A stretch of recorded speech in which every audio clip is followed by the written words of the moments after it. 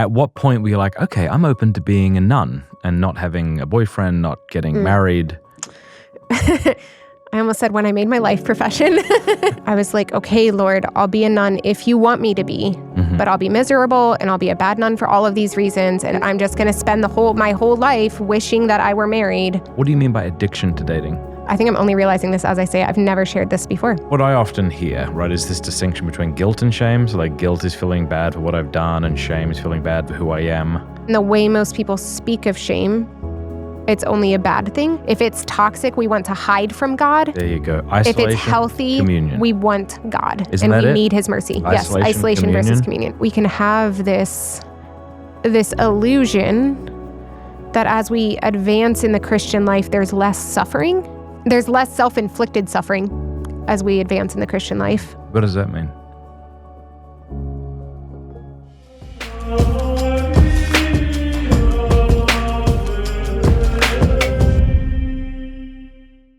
So all the old OG Pints with Aquinas followers are pumped that you're here.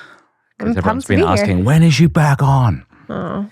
Which is nice. And then there's a lot of new people who are watching as well. So I'm really excited to be able to introduce you to them because I love talking to you.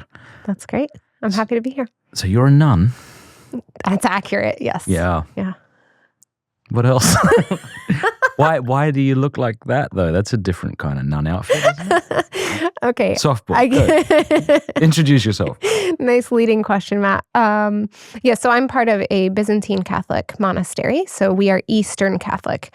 And I think a lot of people, more and more people these days are becoming familiar with Eastern Catholic, but we have similar traditions, mostly the same traditions as Eastern Orthodox, but we're in communion with Rome, we're under the Pope, we're Catholic. A Roman Catholic can go to a Byzantine Catholic liturgy and it would fulfill their Sunday obligation and vice versa and so on and so forth. Beautiful.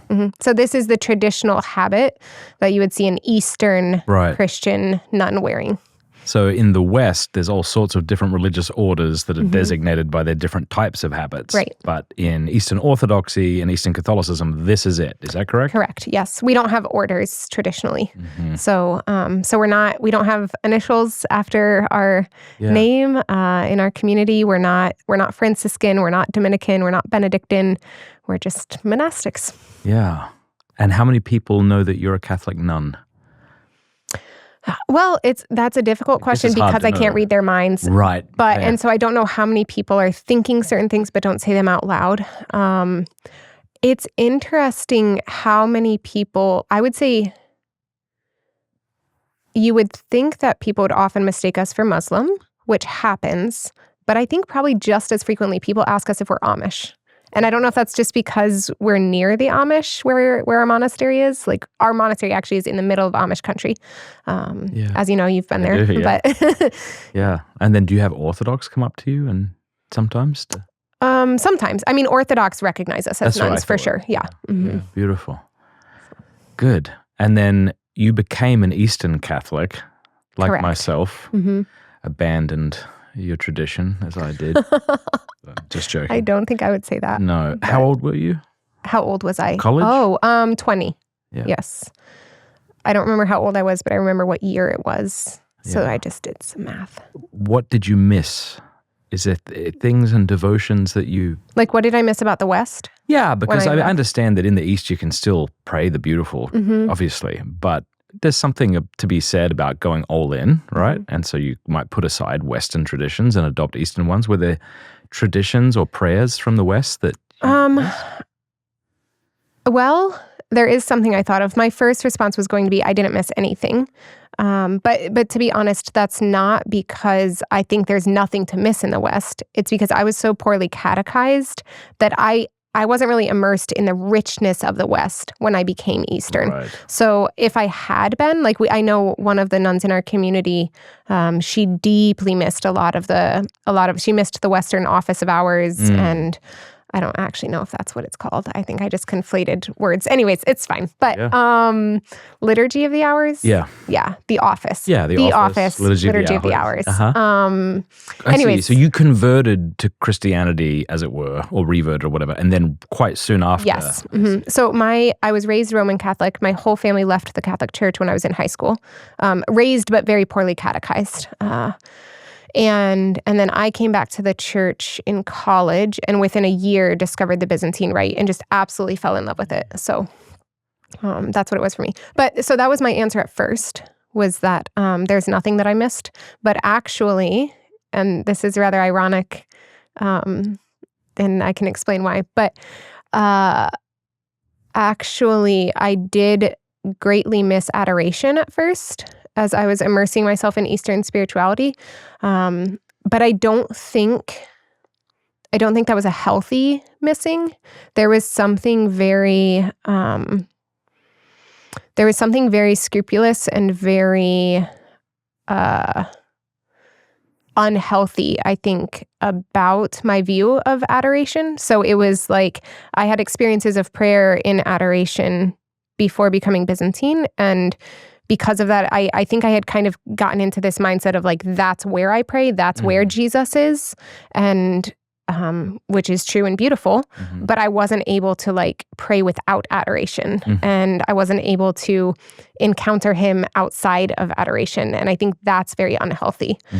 And yeah, the reason I say it's ironic is because I don't miss adoration at this point, which is probably going to ruffle a lot of feathers. And in 5 minutes in. Yeah, that's great. A lot of feathers to ruffle. Yeah. Start there. That's right. So I am really excited to tell you that I have partnered with Theotokos rosaries. These are, without a doubt, the most beautiful rosaries I have ever seen in my life. Theotokos Rosary sent me one maybe about a year ago or so. And I remember being absolutely blown away. You probably heard me talking about it. I've sent one to my mom and dad and uncle. I give them to some of the guests that we have, and everyone who receives one is blown away. These are just a total different caliber. If you're looking for a beautiful rosary that's more of also like an heirloom, something that you could have for life, check this out. Go to dailywire.com/shop and pick up one of these. This is more of the masculine one. This one they based on St. Peter's Basilica. So it has real stone beads and Italian olive wood. This one is inspired by Notre Dame in Lyon, France. Go to dailywire.com/shop to pick one up today. And thank you to Theotokos Rosaries for partnering with us. Now, I was in Ukraine and also other Eastern European countries over the last few years. And what's interesting is when you go to these Eastern Catholic Church, be they Croatian Catholic or Romanian Catholic, there has been like a real melding of the two traditions, in that they'll have the Stations of the Cross in an Eastern church, or they'll have a painting of the Sacred Heart of Jesus, or they'll pray the Holy Rosary. And I just thought then, is it a sort of artificial separation that we're trying to maintain now that the East and West are blended? Like, in other words, it made sense that the East isn't praying the Rosary in the way the West might, or something like that. And so fair enough, like that explains why the traditions are different. But now that we're living amongst each other and have for so long, is it artificial and maybe in a way unhealthy to try to keep that separation or not? I don't think it is. My reference point for that would be St. John Paul II's Orientale Lumen, his apostolic letter, Light of the East, because he really calls for a revitalization of like authentic Eastern monasticism. That's why our monastery started, actually, was in response to his letter, Orientale Lumen. But he really encouraged the Eastern churches to fully embrace their traditions.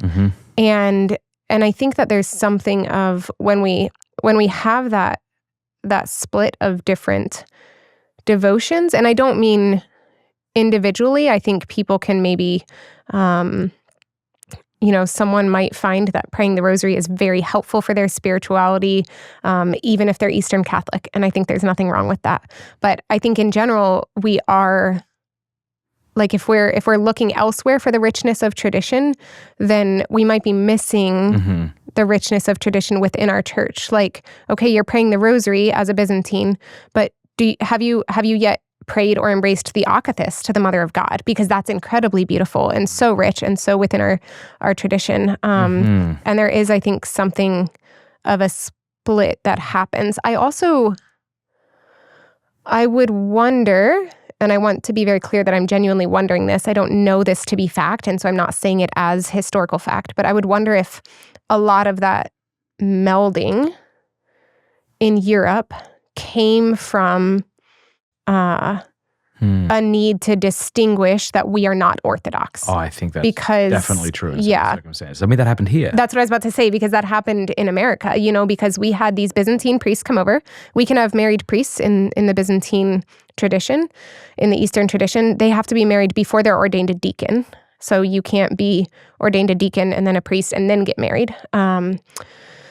But we had our Byzantine priests immigrated, and in America, they weren't accepted as being Catholic. It was, you're a married priest. We're Catholic. We don't have married priests, and so you're not Catholic. Mm-hmm. And this is where a huge break-off happened in America, and we had lost a lot of our.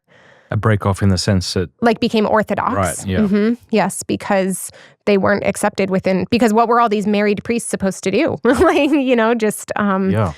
And they weren't accepted as... And for a long time, the response to that, for a long time, our priests we weren't allowed to have Byzantine Catholic priests in America be married. And... which, I think was a sad suppression of our tradition in the East. So it's now allowed again. But yeah. Yeah, it's interesting. In a way, I liken it to Quebec within Canada. So I get why Quebec has to be really on guard against English, because English is predominant in Canada and it will overwhelm Quebec if they're not sort of defensive in some sense. And I think there's a similar argument that can be made that I wonder if John Paul II's concern was don't lose your identity, in the way he didn't have to say that to the West, because the East is quite small in the Catholic Church. Yeah, I think that makes a lot of sense. And I guess to just reiterate, it's not even only St. John Paul II, but there's been a lot from Rome specifically that has encouraged Byzantines, live your tradition, pray your creed at the liturgy, so on and so forth. And we believe in all the dogma of the Catholic Church and all of that. But that must be fun to have to keep reiterating. But fair enough. Yeah. I spoke to one Eastern Catholic monk, and he says that we Byzantines are like a scab on the body of Christ, a sign of healing, something to that effect, I think it was Jose Maria Escriva, I'm not sure, who said there are many devotions within the church's treasury. Choose only a few and be faithful to them. I really like that. Yeah. And it is interesting, in the West, the devotions look kind of different, do they? Do you think? Oh, yes. Well, and what is that? Is there more of them? More devotions? Yeah. There's chaplets, and there's scapulas of different colors, and all of which are good. I'm not criticizing. I'm just saying that looks different to me than the devotion in That might be true. I mean, but you could even say, we have the Aquinas to the Mother of God, but we also have the Aquinas to the Passion of Christ, and we also have the Aquinas so we have lots of different devotions within devotions, I guess. So, but that, I don't know. That might be true. I think part of that might just be because the West is so much more, the Western churches are just so much more abundant and so much more populated that there's just a lot more people to put that out, Okay, maybe. Why do you think there's been a resurgence, I have my ideas, of interest in the East? In the East, among Catholics specifically. I think that... From a critical eye, I would say that part of it is people being displeased by a watering down of tradition in the West, and so they're interested in rich traditions in the East as we Eastern Catholics are reclaiming those traditions because, again, we didn't have them for many years in America. We had lost a lot of those as well. The reason I say that's from a critical perspective is because I don't think that's the healthiest of reasons to be entering into Eastern spirituality. I think there's also just a greater awareness now. And so a lot of people weren't interested in it before because they simply didn't know that it existed. And I think St. John Paul II did a lot to bring an awareness, in his talking about breathing with both lungs and such. I think that's part of it. There's a deep reverence. There can be a deep reverence in how our liturgy is celebrated, and that's very attractive to people. I think there's also an attraction about consistency of liturgy. Things vary from parish to parish in the East as well, but I think there is a greater consistency of just like, you're going to get the same liturgy, you're going to get the same melodies, you're going to get pretty much the same music, things like that. And I think people are attracted to the stability. In a time of tumult, yeah. Yes. So I think that's part of it as well. Yeah, I think that's right. I think I'm hopefully rightly critical of the extremes on both sides. And so I'm all for criticizing ultra trads that kind of look down their nose at certain Novus Ordo type things. But for now, I'll take the other position. And I'd like to try to help people who don't understand the traditionalists in the West. It's like, could you imagine if there was a change in the Divine Liturgy of St. John Chrysostom to the degree that there was a change from the Tridentine Mass to the Novus Ordo? Right. It would be absolutely wild. And you'd be right to be angry. And it's like, what does that do to a faith community when their central act has been so altered? And often, I guess, due to a lack of oversight, has had so many shenanigans, within it. And so it's like, you've got that on one side. And then I think a lot of Catholics, therefore, want to find tradition. And so they'll go somewhere else in the West. But then sometimes what they find is not the sort of joy and peace that they would like to find because people are quite angry about what happened. And again, fair enough, though it shouldn't steal our peace. So I think for many people, the East has just kind of become a refuge. Like, could I have my tradition but not have to be angry? Yeah. And also, I think part of it is I'd like to not think about the Pope, like in a healthy way. Like I can be in union with him and love him and pray for him, but there's this sense, I think I felt it, that if I just go to the Byzantine liturgy, even though the Pope is mentioned more in the liturgy than the Holy Mass, it just felt like something of a safe haven for people. Yeah, I think that makes a lot of sense. And I'm more and more in my life, I think, able to see, part of this probably just comes through having more experience of seeing into people's hearts, but I can really see and understand where people in every of those demographics that you just described, where they're coming from, and like what their heart is actually aching for as they've contained themselves within this particular demographic, if that's the right word. And so, and I think I know plenty, I said that I didn't think it was the healthiest to come to the Byzantine tradition because of problems that you've found in the West. But I also know plenty of people who came for that reason, but then came to really love the East and had their hearts and their motivations, I think, purified in the midst of that. And so I'm also not trying to shame anyone who, there might be people who are listening who are Byzantine and they're like, well, that's absolutely why I did this. And I'm not trying to shame that. Like, I understand. That might be the impetus, but not the reason. They're not remaining in the Byzantine churches because they're angry. Yeah, because they've actually found something they love. Yeah, exactly. And that ache, like, it's a good ache to want a deeper reverence and to want, and I think that we can use that ache to foster a greater reverence within the tradition that we are, instead of seeking that elsewhere. But forgive me if we've talked about this before and you're bored of the topic, and if you are, we can change it. Okay. But at what point were you like, okay, I'm open to being a nun and not having a boyfriend, not getting married? Yeah.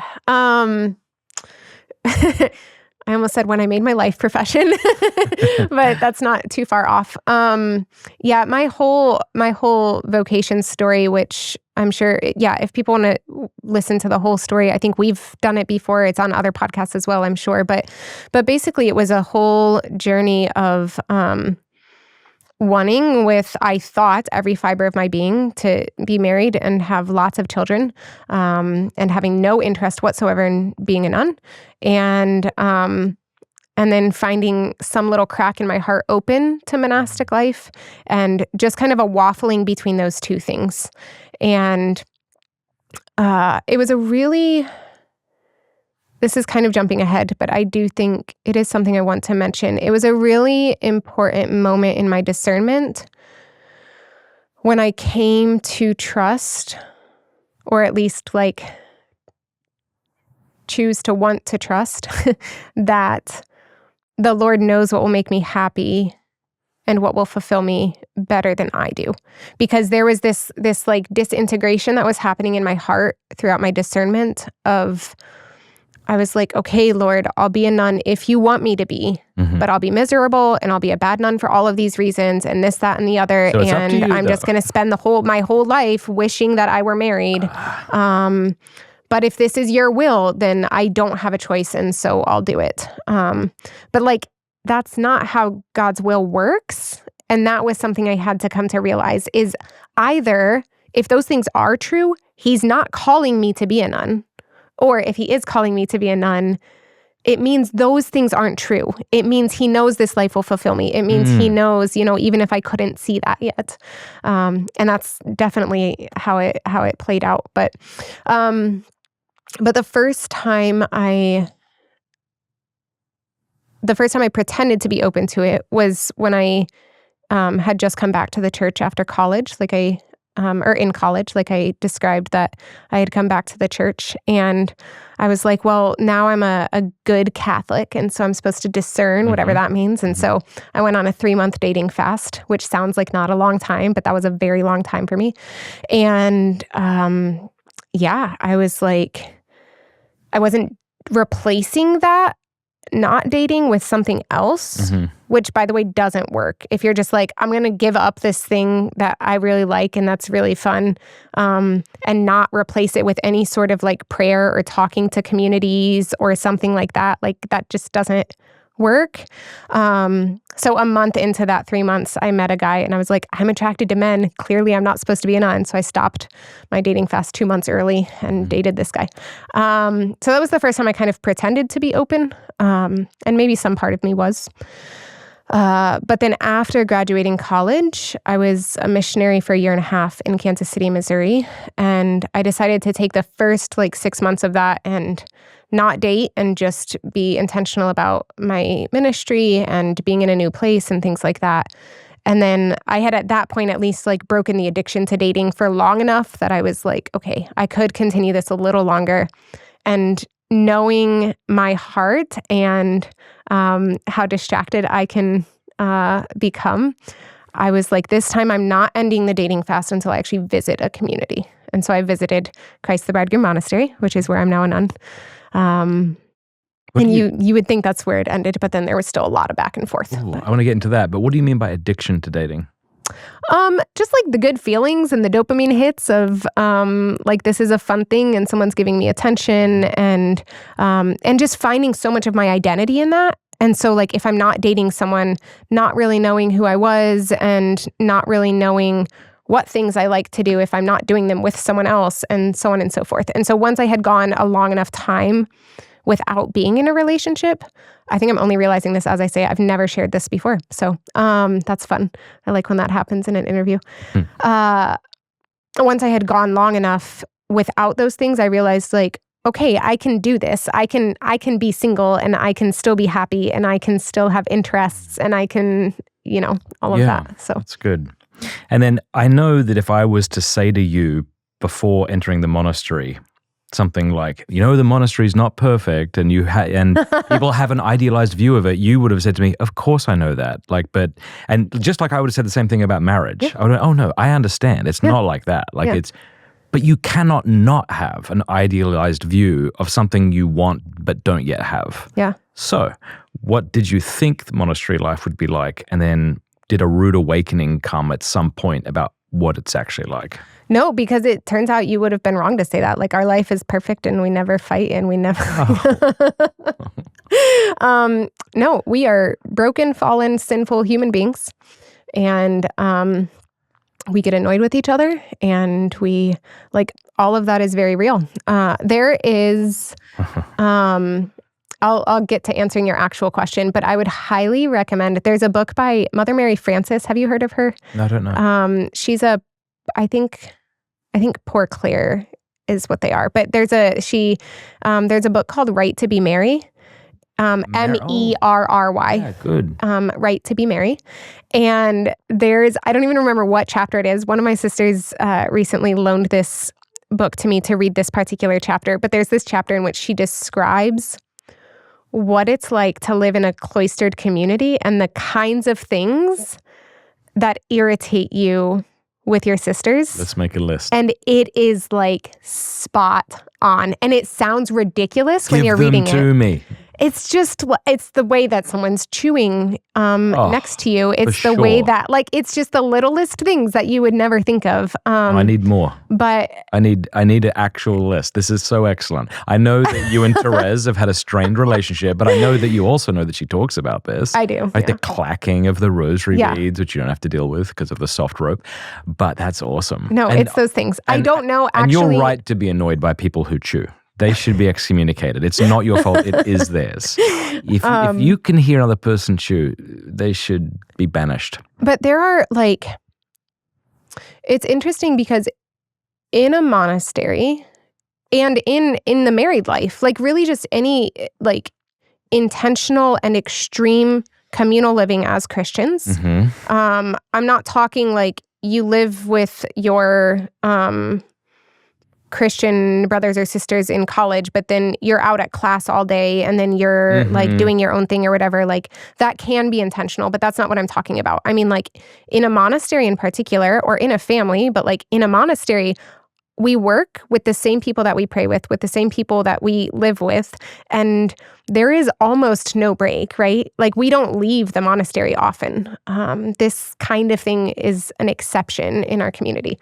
And so you very quickly, you get to like 300 level spirituality of like the kinds of interior work that you're doing. And I don't mean 300 level in the sense of we're very holy.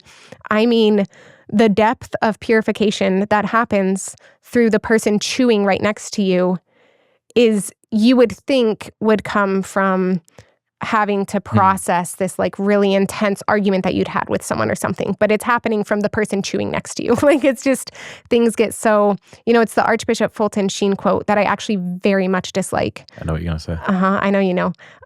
That hearing a nun's confession is like being stoned to death with popcorn or something along those lines. And I really dislike it because I do think that I love Archbishop Fulton Sheen. I'm not trying to diss the man. And the rosary's beautiful. The rosary's beautiful.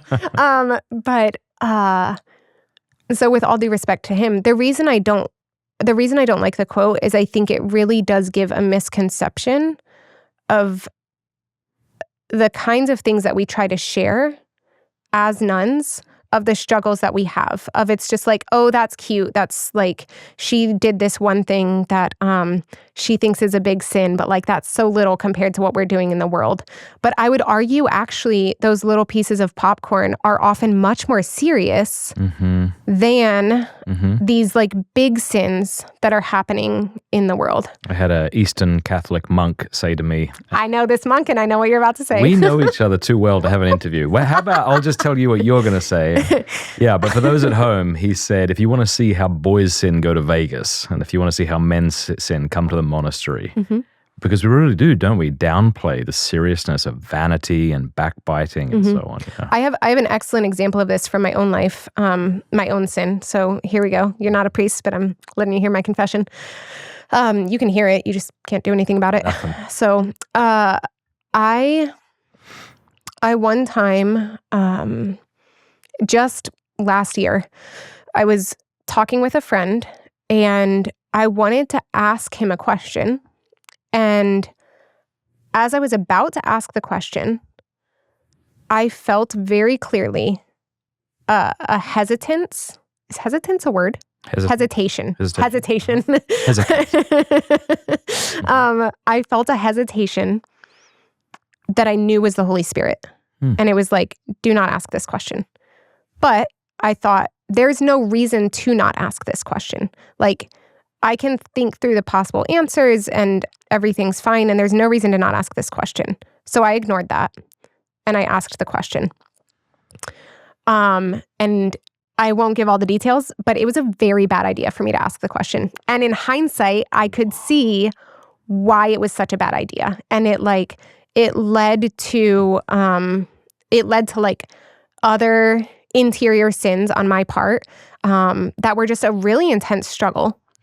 And I was very, very deeply convicted that that this was like one of the greatest sins I had committed in a long time. And it wasn't, when I went to confession, the sins that occurred as a result of asking the question, I confessed those. Mm-hmm. But what was very serious and what I was very convicted by was ignoring that prompting from the Spirit. Disobedience. Yeah, disobedience to God. And when I share that, I know that so many people listening, so many people in the world are going to think like, well, that's so silly, that's so little, like, okay, so you ignored this prompting or whatever, but like, I had an affair on my husband. And it's just like, but I think— Tell people what you mean by that in case they misinterpret what that means. You cheat at chess. Okay. That's another analogy that's not going to help. You were disobedient to God, who you view as your spouse.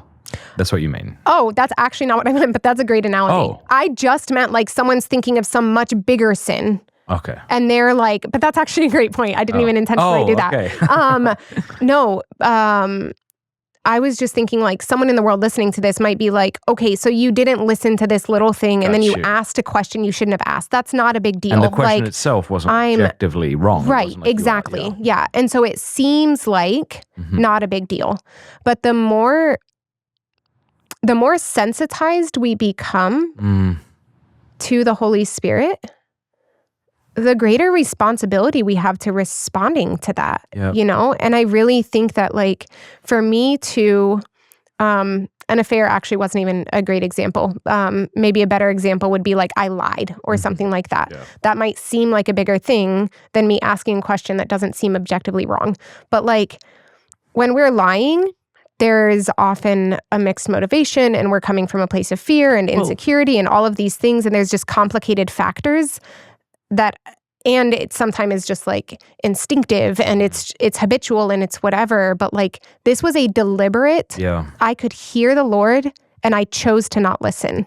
And that's very serious. It is. I mean, to use an analogy, and I wonder if this is good or not, it'd be like, I know my wife much better than I know every other woman, right? And so I might say something to her if she were in the room that is objectively fine, because I know her so well, I know that I'm hurting her. Yes. Or I know that this will upset her and I'm kind of intending it. Mm-hmm. And so if I was to say, all I said was this, and she just freaked out. Like, but like, when you're intimate with another person and you know each other, then those small things aren't small. Mm-hmm. Yeah, and that actually reminds me of my wife. One thing she realized recently is that to some extent she believes she's made an idol out of health. So she has a lot of health issues, you know, and naturally you want to find a solution to these things, and there's a gazillion rabbit holes you can go down on YouTube to find out what indeed, and I know you might have some autoimmune stuff too, don't you? So you're probably sympathetic to that, right? And so she realized like that she'd kind of made an idol out of health. And she went to confession and just felt like the priest didn't understand this gravity of what she was dealing with. Yeah, that's difficult. One of the more difficult things I've encountered in confession is when the priest, particularly if it's a priest who doesn't know my heart and doesn't know when his response is, that's not a sin. Okay. And I'm like, well, the Lord and I have talked about it, and I know I wronged him, and I know that this was a sin. So I understand that there's a lot of scrupulosity out there, and priests are trying to curb that, and I get that. But this is why it's good to have a good spiritual father who knows you, eh? Absolutely. So one of the things I've been thinking a lot about lately is this, all right? We all want peace, but we don't always want surrender. And the truth is, you don't get one without the other. That's why I'm really excited about what our sponsor Hallow is doing this June. They're launching a challenge based on my book, Jesus, Our Refuge. And it's all about going deeper, learning what it actually means to draw close to the heart of Christ, not just in a sentimental way, but in a real transformative way. Because his heart loves us unconditionally, but it also calls us higher. It asks us to let go of sin, to loosen our grip on worldly desires, and to be united more fully with him. And look, that's not easy, but it is good. I have used Hallow now for probably 8 years, and there's a reason I'm still a subscriber. It is excellent. So if you've been feeling that pull, like there's more to your spiritual life than what you're currently living, I would really encourage you to check out Hallow and join the challenge this June. Visit hallow.com/MattFradd and you will get 3 months free. Let's make this June a month of surrender, connection, and genuine prayer. Again, that's hallow.com/MattFradd for 3 months free. As Catholics, we're called not just to believe, but to share our faith. And that can be difficult, especially if we're not confident in how Scripture reveals an actual encounter with Jesus Christ. That's why I want to tell you about the St. Paul Center. As a member, you get access to a growing library of incredible Scripture and theology content from scholars like Dr. Scott Hahn, Dr. John Bergsma. We're talking about over 50 lessons focused on Jesus, his life, his parables, his saving mission, and even the historical reliability of the Gospels. This isn't just information, it's formation. It helps you actually encounter Christ in Scripture and grow in confidence so you can share him with others. Know Christ, share Christ. That's what this is all about. So you can start your 30-day free trial today at stpaulcenter.com/pints, or what I recommend, because I know you're going to love it, go ahead and become an annual member. And when you do, they'll send you a free copy of the Complete Ignatius Catholic Study Bible, which is just incredible. Do you ever wish, I know the answer is probably no, but I just want to explore this for a moment. Do you ever wish you could confess to a woman? What's that like? I mean, absolutely not. Yeah, like no, I don't wish that at all. Yeah, because I don't know. I'm just obviously I don't think women should be priests, clearly, but I just thought to myself, it'd be weird if I could only confess to women. Like if I belonged to a religion and I could only tell all the bad stuff I've done to random women. No, I've never wished that. I have nothing more to say. Have you ever met a woman who's thought, gosh, it would be so much easier to confess some of these things to a woman? Like you could see the argument, right? Like she might be more maternal, more understanding. She experiences what I've experienced. This middle-aged celibate fella's got no idea what I'm dealing with. Nothing like that. I could understand someone else, especially depending upon their understanding of confession, wanting that. I would never desire it because I also don't want to be confessing my sins to a man. Like, it's not that I don't want to confess my sins to a woman. I don't want to confess my sins to a man either. I want to confess my sins to the Lord. Okay. And I think it's more accessible for me to do that if there is a man standing in place of Jesus than a woman. So I think that's definitely a part of it. I can understand, I think particularly if a woman has experienced deep trauma from men, I could understand the difficulty of opening up that kind of vulnerable space to a man standing in the place of Christ. Even I could understand that. So I could also see that being an incredible opportunity for healing. Absolutely. Too, as the man gently receives her heart, which I think would mean that a woman who has experienced deep trauma from men would need to be selective and careful in who she goes to for confession in order for that to be a place of healing and not to further traumatize. Beautiful. I want to get back to the question of when were you scandalized by the monastery, and I'll share. Oh, right, yeah. I'll share I forgot about mine that. with you, not the monastery, but with marriage. And it's a trivial The example. time that you were scandalized by my monastery. Yeah, from the get-go, as soon as I walked in. No, I mean this is a trivial kind of funny example, but I got married and we went off on our honeymoon, and one of our groomsmen stayed in the house while we were gone, and he left out plates with food on it because he was a disgusting single man, and so there was mold. And we come back from this fantastic honeymoon, everything's fantastic, and I'm gonna go have a lay down. And I guess my wife was upset that this like knucklehead, God bless him, had left all this stuff around. And so I woke up to the vacuum cleaner being like banged into the bed on which I was napping. So that is not a serious. I love Cameron. I love her too. And that's not a serious answer, but that's an example of, all right, this is what it is, So yeah. I guess when did the wheels fall off for you? I wish that I could think of an actual moment, but I can't. But I can share the interior shift that happened that was very, very good, that came along with realizing this, is for a long time, and I see this in most of our discerners and women who come for long stays or who even enter, is when I entered the monastery, my greatest, or one of my greatest struggles was the self-hatred and the comparison with all of the other nuns of basically like, I'm the weak link here. I'm the one here who's not holy. I'm the one who's messed up. I'm the one who has issues. I'm this, I'm that.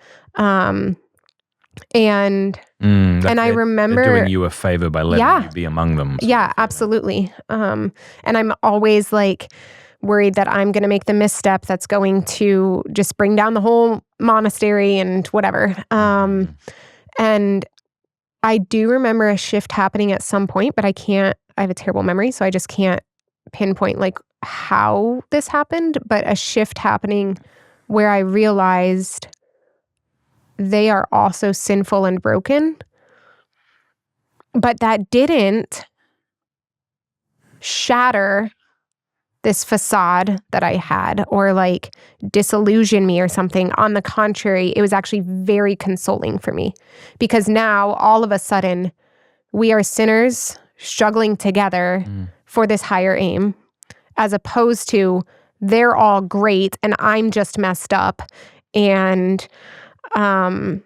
woe is me, and I'll never be at their level. And so it actually was a really consoling thing to me when I realized, that nun gets snippy, or, that nun, if she doesn't have enough food or, whatever. I'm trying to think of vague examples because I'm worried I'm going to accidentally think of real specifics of my sisters. And anyways. Yeah, it's almost like a comforting thing to realize that you weren't special in your dysfunction and brokenness. Yeah. There's this great, it's funny, we were talking about this, one of my sisters and I were talking about this before this interview, and she was like, don't tell that story on Pints. And I was like, great. So here it is. Okay. But she used to listen to the podcast that I have with my spiritual father, and she hadn't considered that she could ever be a nun. And so she shared with me at some point that she had this moment listening to the podcast where she was like, wow, if Mother Natalia could be a nun. And it was this realization for her that maybe she could do it. And, but she didn't mean it as an insult, I don't think. It was more just like realizing that we're normal people. Yeah. I think is big for people. It is beautiful. I remember confessing to a spiritual father once upon a time about kind of scrupulosity and all these sorts of things and other sins. And I think he said to me, like, you're not special here, right? Like, and he wasn't being mean, and I took it the way he intended it. And he's like, we're all dealing with this. And that was comforting. Yeah. Yeah. Was there a point that you realized I'm no longer tempted to leave the monastery? Like I'm in, or was that your life profession? That was actually my life profession. And that's not a joke. I had a... And how long, for those at home, does it take from entering to life profession? Mm-hmm. At this point in our process, it takes about 4.5 to 6 years, something like that. Mm-hmm. Yeah, 4.5 to 6 years. Mm-hmm.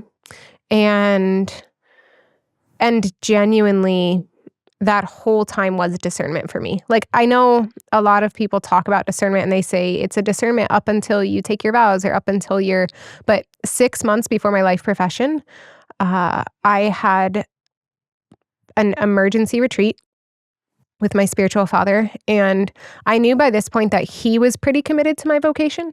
And so I called him beforehand and I said, I need a retreat. I think I'm leaving the monastery. And if you can't take me seriously with that, then I need you to be honest because I need to take the retreat with someone else. What do you mean by take me seriously? Because up to that point, anytime I had a vocation crisis, I'd be like, I'm having a vocation crisis. And he's like, yeah. And he just kind of brushes it off. But it's because like he knew my heart and he knew that like this was a passing thing and this was whatever. But I was saying like this time it's real and you can't brush it off. That's good. I'm sure he received that well. He did. He received it very well. And he said, I'll take it seriously. And he did. And so I went on this retreat, 6 months before my life profession. And I was pretty sure going into the retreat that I was going to leave. Wow. And I think that was a really important time for me because I had to ask a lot of questions about my vocation that that needed to be answered in order for me to give a free yes. And I needed to know what I was actually saying yes to. And all of that happened on that retreat. And since making my life profession, which was now 5 years ago. I was there. Yeah, you were there. That's right. Yeah. Crikey. Your whole family. Well, not your whole family, but yeah, your whole family. We were all there. Yeah. Even all Liam. Of us. Yeah, I believe so. Okay, yeah. Yeah. And yeah, 5 years. That's wild. Anyways, 5 years ago, not a single time have I doubted. And I don't say that to Right. I don't think that's typical, is what I'm saying. Right. Nor would it be a sign that something's wrong with you. Right. Yeah. And I'm genuinely not afraid for the day that I do wonder if I should have done something different. But so far, yeah, by the grace of God, I've just not even once have I doubted. I hope it's not too annoying that I keep trying to understand what you went through by comparing it to what I went through in marriage. That's the only way I know how to. No, I think that's perfect. Yeah. I was telling someone recently that you would think that as celibates, we would have a lot in common with our single friends, but I find that I have way more in common interiorly with my married friends than my single friends because the married life we're yoked. is very, very similar. We're both trapped. As my dad used to say, he'd be like, I've been married to your mother for 20 years. This is his Australian accent. You don't get that for manslaughter. And I remember being scandalized by that. Now I've been married 20 years. Now I see why it's funny. As a community, we went to see, someone gifted our community tickets to see a musical. And they gave us one extra ticket. So we went with our bishop who loves musicals. And so we went to see The Sound of Music. Only on the way there, I knew this was happening for like a few months. Only on the way there, as I'm driving, I was like, guys, this is going to be really funny. We're nuns at The Sound of Music. And they're all like, yeah, this has been funny the whole time. And I'm like, oh, right. I was wondering why y'all were laughing. But anyways, at The Sound of Music, the person next to Maddie, one of our Dokamoy, like apostolate. Love her. Said, she's amazing, she's the one who was like, if Mother Natalia could be a nun. Ouch. But the person next to her asked how long she'd been at the monastery. And she said, well, I've been in for a year and a half. And I was like, you make it sound like prison. I've been in for a year and a half now. Yeah. But I remember like I had quit my job in Australia, sold my car, shipped over a few boxes of my favorite books, pretty committed, got a job in Texas, had an engagement ring with me. And called my friend. I'm like, I don't think I should do this, But like you, once I proposed, I don't know what it is. I don't know if it's like a psychological, okay, you've chosen it now. And so there was no going back and forth. There were later times in my marriage where I struggled with parenting. And I was like, I don't think it's supposed to be this hard. Everyone else is telling me how great it is. And I don't like it. Yeah. And I feel bad that I don't like it. And then I started going like, did I just rush into marriage? Maybe I should have. So those are fun places to learn more about yourself. Absolutely. Yeah. Yeah. So was your final profession, was that a graced, beautiful day for you? It was, yeah. And the whole week following. So we have a time of honeymoon at our monastery. So we spend 5 days in the chapel. So we sleep, eat, everything in the chapel. How beautiful. For the time afterwards. Like the other nuns bring us our dinner and things like that. And it was really graced. And yeah, I often go back to that time in my mind yeah. That's lovely. Tell me about the importance of the habit. Like, why can't just several Sheilas like yourselves get together, make your profession, and wear sneakers and jeans? Why do you have to dress like that? I think you can. I think it would not be good for me personally.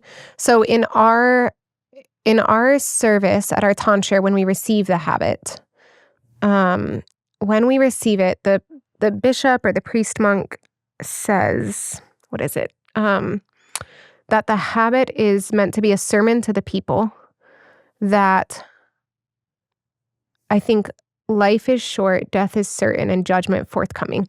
I think that's what it is. And it's something like that. Yeah. But I'm more of a like paraphrase kind of gal. And so part of it is that it's a sign for others. Yeah. Which I think is very important. You know, when I'm out at the grocery store, I will have someone come up to me and say, first it's usually like, "Are you a nun?" or "What are you?" or whatever. When they say, "What are you?" I kind of want to be like a human being. What are you? But I know what they're asking, and I'm typically kind to people, so I say I'm a nun. Or sometimes they just say, "Are you?" And I just say yes. So, anyways, when that happens, then sometimes people will just pour out the depths of their heart and ask for prayers or ask for spiritual counsel or whatever. And those are just very, very treasured moments for me. And that wouldn't happen if I wasn't wearing a habit, simply because they wouldn't recognize me as a nun. And so I think that's part of it as well. But another big part of it is it's helpful for me because it holds me accountable. Like, I know that when I'm in public, I know that when I'm wearing this, that people will and should see my actions as representing the church, see my words as representing the church. And that's just really helpful for me to follow the scriptural mandate to have a guard over my mouth. And I don't live that well. It's often something I confess, is the times that I've spoken loosely or that I've scandalized or whatever it may be. But that's another help as well. Does this thing ever get annoying? Does it when you're eating salad? It doesn't cut in. It's actually quite loose and comfortable. But sometimes, like, the longer you wear one, the looser it gets. Okay. Like, you have to wash it I have to wash a veil every few days so that I can dry it so it tightens up. Because the looser it gets on day 3, if you're eating a salad, it just kind of starts to like slip off as you're eating, and it's very annoying. Yeah. Salad. Why salad? I think just there's a lot more chewing. You never thought we'd have this discussion. Yeah. No, you're right. This is the part of the conversation no one needs to hear, but we're going to do it. Yeah. That's right. That's cool. I also think, as a layman, when I see a priest in his cassock or a nun in her habit, and I agree, I'm not saying if you're not wearing these things, like the priest on his day off or whatever, I get it. But there's something about seeing someone take their vocation seriously. Like, maybe I'm wrong to think this, but I think it's a common experience. You see a priest in a cassock on an airplane, you're like, okay, this man knows who he is. And I can trust my heart to him because he takes himself seriously. Yeah. You know what I mean by that? Like, not that he doesn't take himself with levity, that he's littleness, but just that I know what I am. And I can entrust my heart to someone who takes their vocation seriously. Well, and I do. Would you like a couple hot takes? Yeah. Because we haven't ruffled feathers, I feel like, since 5 minutes in. So it's time to ruffle some more feathers. Mark, go. That's right. So this actually, and I really mean this without shaming or without judgment, but it is a reason that I highly encourage my priest friends to wear their clerics even on their day off. or to call one another Father. Because I do think that when priests, I've seen it happen that like when priests are together and they're not calling each other Father, or they're not in their clerics, I think they can forget a little bit of their identity at times. It can slip into like, we're just bros hanging out, and there does need to be a certain relaxation and a letting the guard down but like that can slip into idle chatter, that can slip into and I understand, I genuinely do understand when priests are having their day off, that they might want a break from those conversations, from the person coming up to them on the airplane or something like that. And if you genuinely need that break, then I think that's something that you should discern and be open to doing if that's what you and your spiritual father discern or whatever. But if it's simply because you don't want to be stretched, or then I would just encourage you to remember that like you don't have a day off from being a priest, right? Like you don't have. I love that we wear our habits all the time, even at the doctor's, even on my home visit, I wear my habit, because I'm having time away from our regular schedule at the monastery, but I'm not taking time away from being a nun.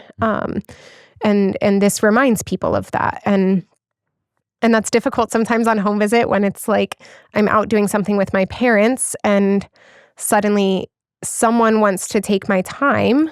But it's like, I guess this is easy for me to say because my parents are just so beautifully supportive of that. And they're so proud to have a daughter who's a nun and all of that. So they're very excited when I'm able to like give someone time when I'm with them or something. And I'm sure that's harder for others, but yeah. Do your parents attend a Byzantine liturgy? They do. Mm-hmm. Okay. Yeah. They've been Byzantine for, oh gosh, I don't know. They've probably been going to a Byzantine parish for like 13 or 14 years. Yeah. That's beautiful. And then you've also been involved in spiritual, how do you call it, direction? Mm-hmm. Yes. Like I give spiritual direction. Is that what you mean? Yeah. Mm-hmm. Was that hard? What I mean is, I guess if I was in your shoes, I might think, oh, who the heck am I to be speaking into this person's life? But of course, that's the job of a spiritual mother. I need you to mother me, right? So you kind of don't want to shirk your responsibility either. Well, yeah, and I think not every nun is called, I think, to give spiritual direction. And probably not every priest is called to give spiritual direction. It's the aspect of being life professed that I think I was the most scared of. And the most I felt ill-equipped for. But it's also become the aspect that I think is the most tangibly life-giving for me. So I don't want to say it's the most life-giving, like my spousal union with the Lord is the most life-giving, but it's the one that feels the most life-giving, I guess I could say.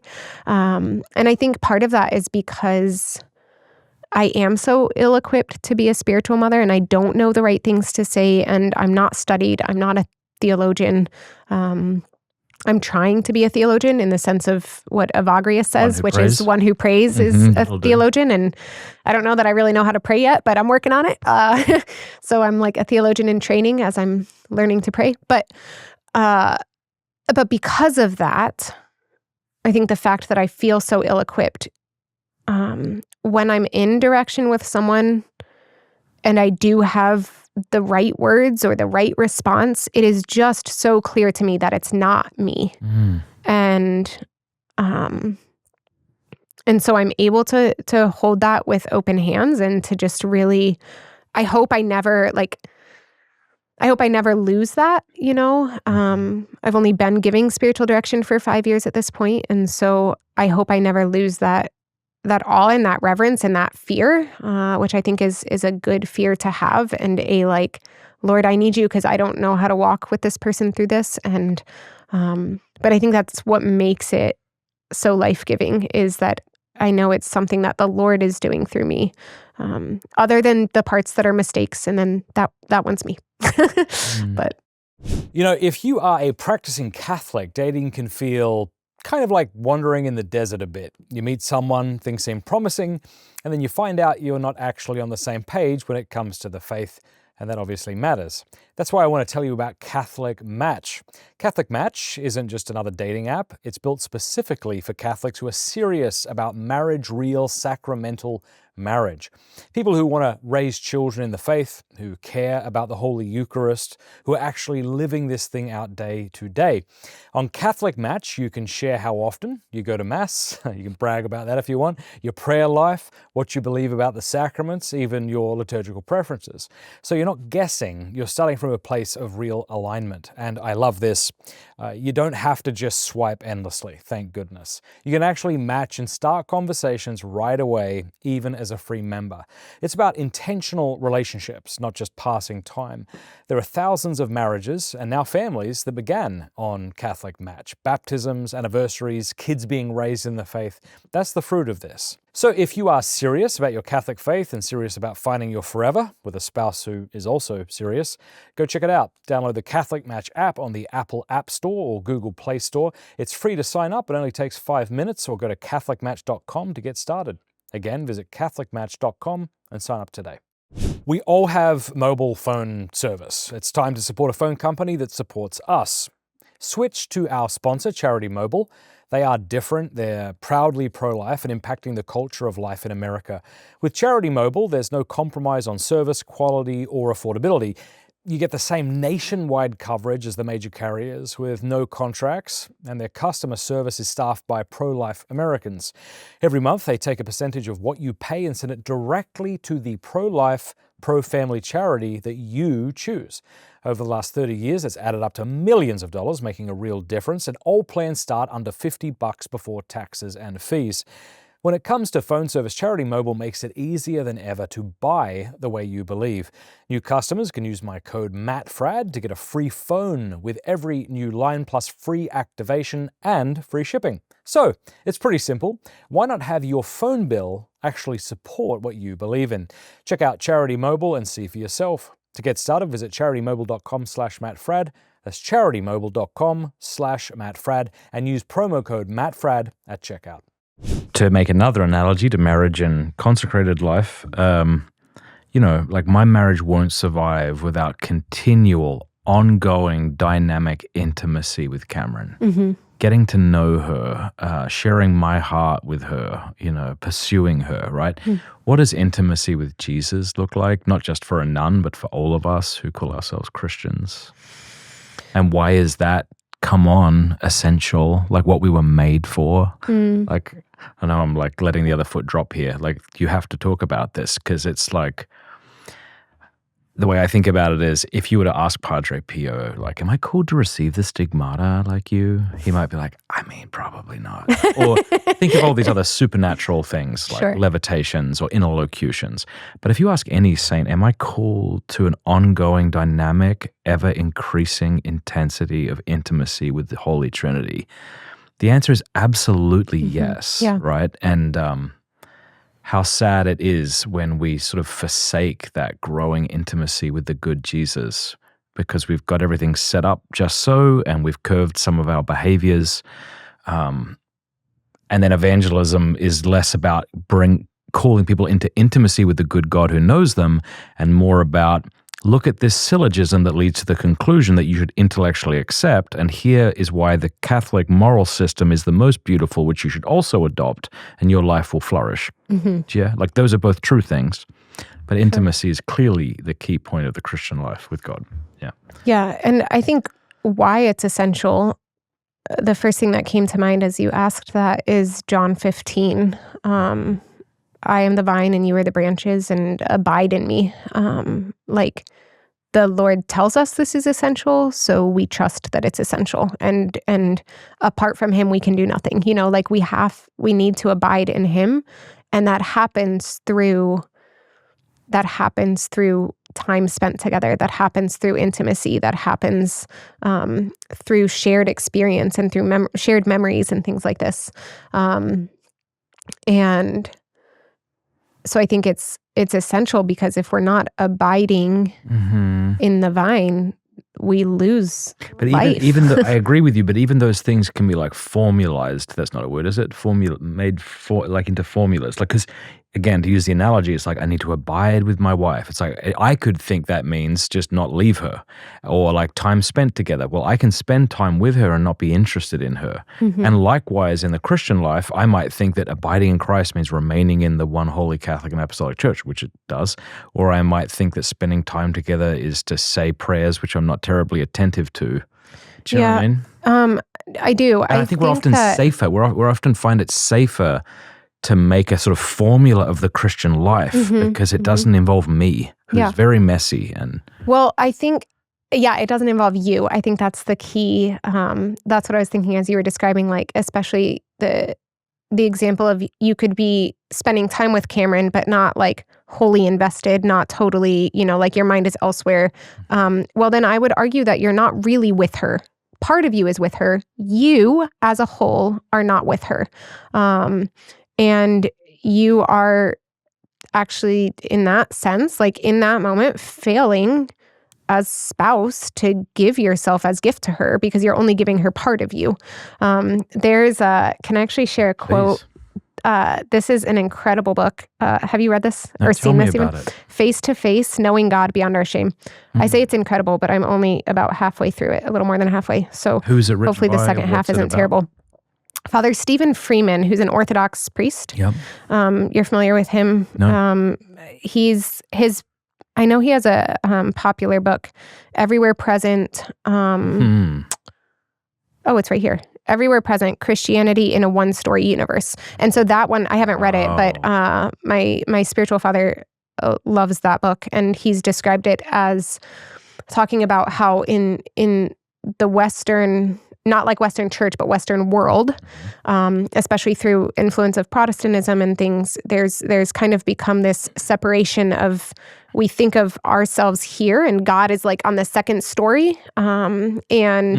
We have to kind of look outside of ourselves and look up to find him, whereas actually he is everywhere present, and this is a one-story universe, and we're all like God is here with us. So very good. But this book, Face to Face, Knowing God Beyond Our Shame, is about shame, like a good and healthy shame, which a lot of the fathers talk about. I think in current connotation and the way most people speak of shame, it's only a bad thing. So I actually think this book is really helpful because it gives context for when the fathers speak of shame and the good shame. I think it describes what that is because it's not what we usually think it is.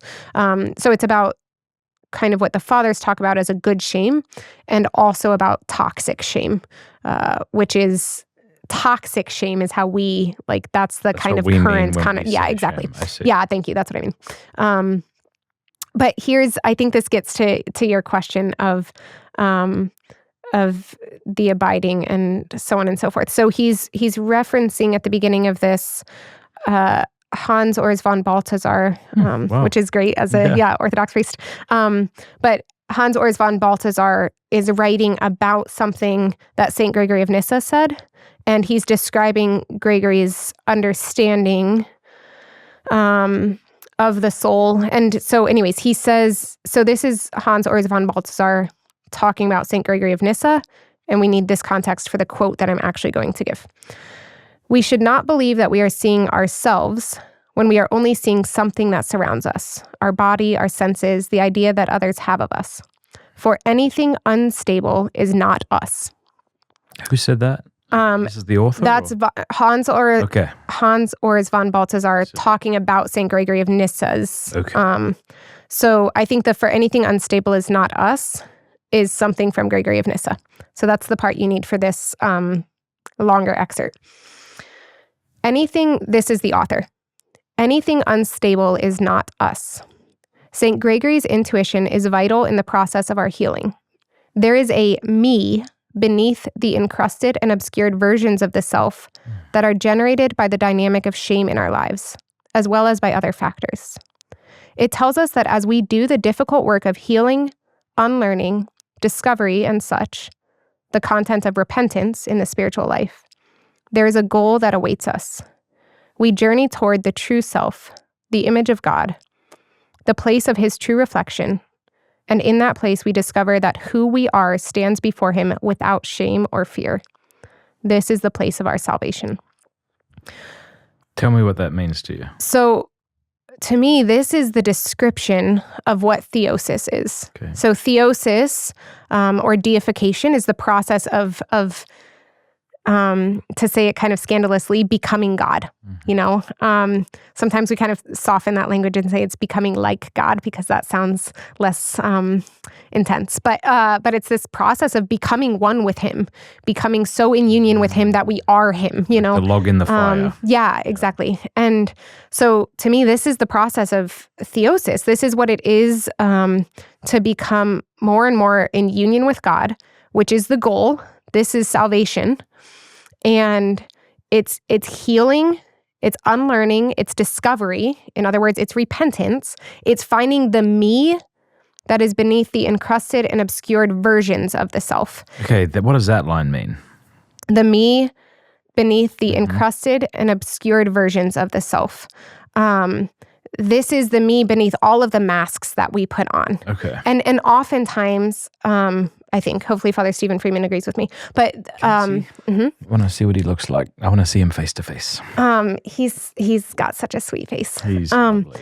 So I think the thing about these masks that we wear is that oftentimes we wear masks for so long that we don't even know that they're masks. And that's why it's difficult to remove them. We don't recognize that this is a mask that needs to be removed. Like, I've lived this way my whole life, and so I think this is me. So anyways, I think that the more integrated we become, the more we get to that deeper level of me, which comes through prayer and union with him in discovering who we are reflected in his eyes, because we're made in his image. And so the more we become him, the more we become in union with him, the more we become who we truly are. Like, it's not about becoming someone else. It's about becoming more who we truly are. I have a great quote about that. But this is why you being with Cameron and spending time with her and maybe even seemingly listening to her, taking in what she's saying, but your mind being elsewhere, like, you are not present. Part of you is present. And the goal is for this healing to happen, that we can become more and more us, so that we are more and more present. And I think that happens through union with him. But there is this quote that I want to share. It's a Hasidic saying of Rabbi Zusia. He says, in the coming age, they will not ask me, why were you not Moses? They will ask me, why were you not Zusia? And I love that, because I think our concept of holiness, this is the problem I had when I entered the monastery and I thought I was the messed up one and I'm comparing myself to the other nuns. We have this concept of holiness, that holiness means becoming someone else. It means turning into someone else. But actually, as we grow in virtue, as we shed the masks, we're only becoming more and more who we really are. It's like every sin is a breaking away from who we are. It's becoming less us. It's someone said, I don't remember if it was Peter Kraft. Thank you. Yeah. I don't remember if it was him or someone else, but they said, when we sin, we unself ourselves. Ooh. And I really, really like that. It's my I have this whole rant that I go on about when someone sins and says, like, you know, I was just being, like, we're all human, you know, or when someone like remarks on someone else's sin, like, hey, you know, like, go to confession, but we're all human, like, it happens. And the reason I don't like that is because Jesus Christ was fully man. Yeah, and sin is a non-human act. Yes. Or it's contrary to our humanity. It's subhuman. Yeah. It's not even just non-human, it's subhuman. Yep. To be fully human is to live like Christ. And when we sin, we're acting as less than that. We're settling for less than that. We're actually acting animalistic, right? We're just acting out of it's subhuman. And so I just don't like when we say that. I'm all for, you know what they mean. Yeah, you mean we're all part of fallen humanity, broken humanity. But Christopher West says he doesn't like when people come into the room and say, "Are you decent?" And he wants to say, "You're always decent." What they should ask is, "Are you naked or not?" Yeah. But how we speak kind of affects us. So it's good that we use the right words. That's beautiful. Yeah. I had an experience recently of spending time with some very dear friends who I've known longer than Cameron. And this was recently. We had this big trip together and we all got together, and I think I found parts of me just sort of like coming forth that haven't come forth in a while in the most beautiful way. And I think it's probably because I trust them. And so I felt safe to be awkward or dorky or too eccentric or too loud, or I don't know, like all of those things. And I'm not saying that was the full expression of my personality or anything, but I think it's a good analogy. Like when you're around people you trust and you trust their love, you're more fully yourself. Isn't that obviously true? Like the people who you look up to and love, whether it be your spiritual father, Father Michael, or someone else who you just feel safe in their presence, you can just be yourself. And that's kind of what we're saying, aren't we? About there's nowhere you can feel more at ease than before the gaze of the good God who loves you, actually. Yeah. So if you think you feel that way about this person or this group of friends, oh my, yeah. But then if you don't feel safe around someone, then you're curbing your words and how your actions and am I coming off too much like this or too much like that? And I think there has to be also an interior awareness, because I think what you're describing, this situation with your friends, is a good and holy, like you were more you. But I think we can also sometimes be like, well, these are the friends that I can be crass around and they don't judge me for it. And so I'm safe with them. And it's like, it needs to be the people who not just like are excusing bad behavior, but are affirming the goodness and the uniqueness and the. I have a really good example of this from my own life, I think, and it's what I'm talking about with the masks too, because I would have, you and I had a conversation about this, like a personal conversation a few years ago, but I've always considered myself, always until recently, a very like sarcastic person, and like I tease a lot, and I think this is just what I grew up with. Like I grew up with brothers and whatever who tease me all the time, and that's how I knew I was loved, and so on and so forth. But I recently, like several years ago, started to have a desire for gentleness. And as I began practicing this more and more, I've just realized that like, I think I am actually a gentle person. And I desire to be gentle with people. But because I was sarcastic for most of my life, I didn't know that was a mask. Like I've been sarcastic for as long as I knew. I've teased for as long as I knew. And so like, that's who I was, I thought. And it can also be a way to survive other sarcasm. Oh, absolutely. Yeah. And I think like probably that's how it started, is like, this is how I have tough skin, and this is how I like, and this makes people laugh and whatever. And I want to be liked. I want people to laugh at my whatever, and I was like so desperate to be liked because I've always felt so unlikable that it's, well, this makes people laugh. And so I'm liked and, so on and so forth. It's like the story of every one of us. But then as I realized, a good name for your upcoming book, which you haven't told me you want to write, The Story of Every One of Us. So that goes back to what we said earlier about I'm not special. Like everyone goes, this is the story. That's it's beautiful. True. I've had multiple publishers reach out and ask me to write a book. Title. And I'm like, hard pass. Anyways, but I had an experience at some point in the past couple of years where I met someone, and it was a first encounter, and like immediately he was like sarcastic and witty. Yeah. And I jumped right in. And we spent the next hour of just like back and forth, just like so much wit and sarcasm. Yeah. And like, I hadn't lost it. I was on my game. I was right there with him, matching him the whole time.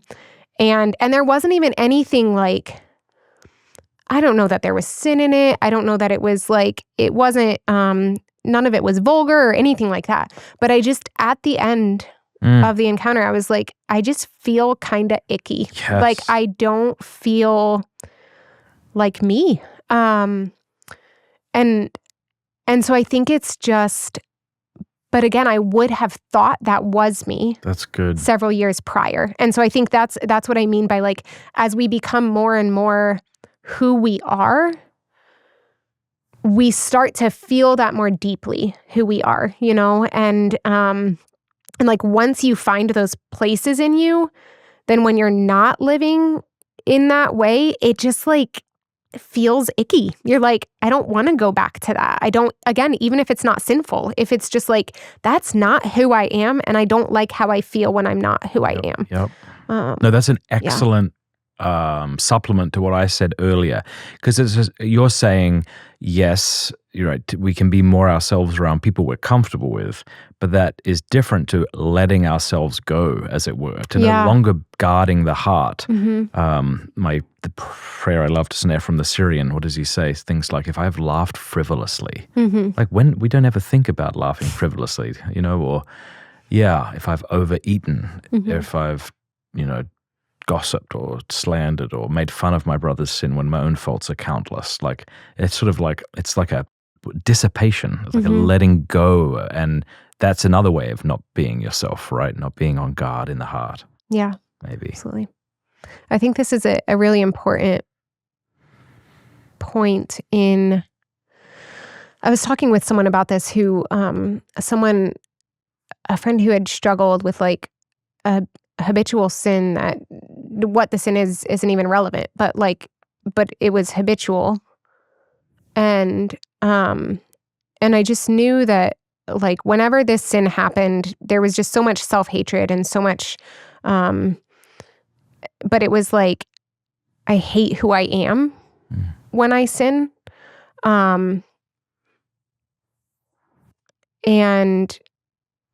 And there came this moment of transition when, like, after a long break from this sin, when they fell into that same sin, all of a sudden, like, I could just tell that his response to his own sin was different. And there was still, like, the remorse, the conviction, the desire for confession. But it was more, he didn't say this, but when I asked if this is what it was, because this is what I saw, he was like, yes, that's it. It had gone from, I hate who I am when I sin, to I hate when my sin makes me not who I am. And I could see that very distinctly of, it was clear that like he wasn't identifying with the sin. It was the sin. I was not being who I am when I did this. And that's what I'm describing. Is like once we come to learn who we are, we realize that it's not that we don't like who we are when we sin. It's that when we sin, we're not who we are. That's good. Yeah. The voices of our culture are loud, but the truth is often silent, and that silence has a cost. Right now, women facing unexpected pregnancies are bombarded with pressure and fear before they ever have a chance to pause and hear the truth about life and hope. That's why I'm standing with our sponsor, Preborn. At every Preborn network clinic, a woman is welcomed with compassion and given a free ultrasound. In that sacred moment, she sees what she's never seen before, the life within her. And when she does, fear fades, clarity dawns, and she's offered something the abortion industry can never give: the hope that Jesus Christ wants for her. And this month, Preborn aims to share that hope with expectant mothers. You can help make that happen. For just $28, you can sponsor one ultrasound to a mother in need, which is really cool. $140 provides 5, and every dollar goes to saving lives and strengthens truth in a world that too often denies it. The world may shout its lies, but we don't have to be silent. I remember the first time I saw the heartbeat of my firstborn on an ultrasound. It was such a moving moment. You can make a difference for generations to come. To donate, dial #250 and say the keyword baby. That's #250 baby. Or visit preborn.com/pints. That's preborn.com/pints. You know, starting something new can be terrifying. I remember when I launched this show, I didn't have much clue about what I was doing. I kept thinking, what if nobody but my mum listens? Or what if I make a fool of myself? Starting something new like a podcast or business online can sound a bit overwhelming, right? Like you need a degree in web design, marketing, maybe wizardry. But that's where our sponsor Shopify comes in. It's the platform trusted by millions of businesses, big names and folks just getting started to bring their ideas to life. Shopify even powers our own Daily Wire shop and 10% of all e-commerce in the US. What I love is how simple it makes everything. You can design a beautiful online store with ready-made templates that actually reflect your brand, then let Shopify's AI tools do the heavy lifting, writing your product descriptions, improving your photos, punching up your headlines. And when it comes to getting your name out there, Shopify's got built-in tools for email and social campaigns that make it feel like you've suddenly hired a marketing team. Plus that little purple shop pay button, it's not just pretty, it's actually the highest converting checkout on the planet. Fewer abandoned carts means more happy customers. It's time to turn those what ifs into with Shopify today. Sign up for your $1 per month trial at shopify.com/pints.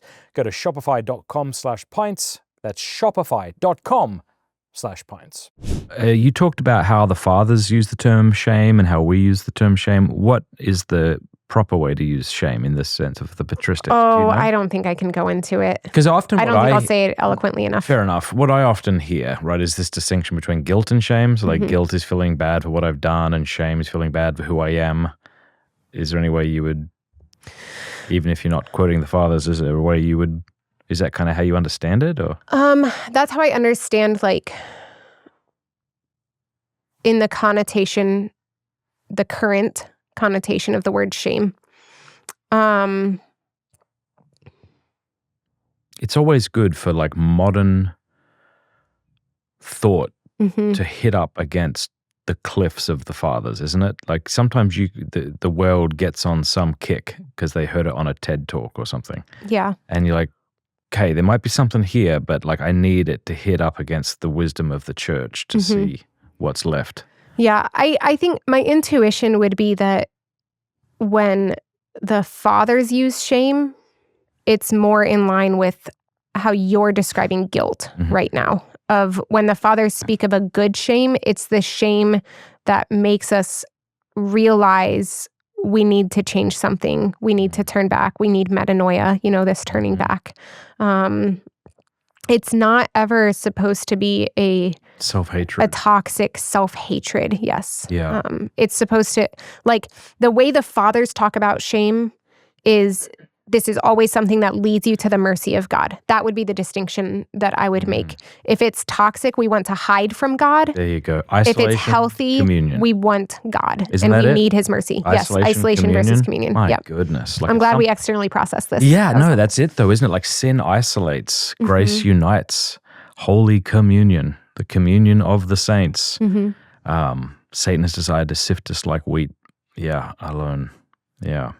All right, well, you've got 1, 2, 3 books there, so I feel like you have more things you want to say from those books. Yeah. I don't know. What books do you have there? Well, this... Boys in the Boat. What's that? Boys in the Boat. Is that fiction? No, book? It's nonfiction. That's what I meant to say. Oh, no, I meant to say fiction. It's true. Okay, that is non-fiction. Yes. Good, okay. 9 Americans and their epic quest for gold at the 1936 Berlin Olympics. All right. Yeah. Cool. Do you have bad eyesight or is that just big text? I wondered if you were going to mention that. So I checked this out from the library and the only version they had was the large print. And so actually, this is really funny. This is a great act of humility that I'm saying this out loud, except maybe that was all robbed by the fact that I named that it was humility. But I checked out from the library. I really loved Magic Tree House when I was a kid. Did you ever read Magic Tree House? No, but my kids have. Okay. And I was like, want to read those again. I want to see what that's like. I want to relive that. I want to. Yeah. And they are just as delightful now as when I was a kid. So anyways, I went to the library and I borrowed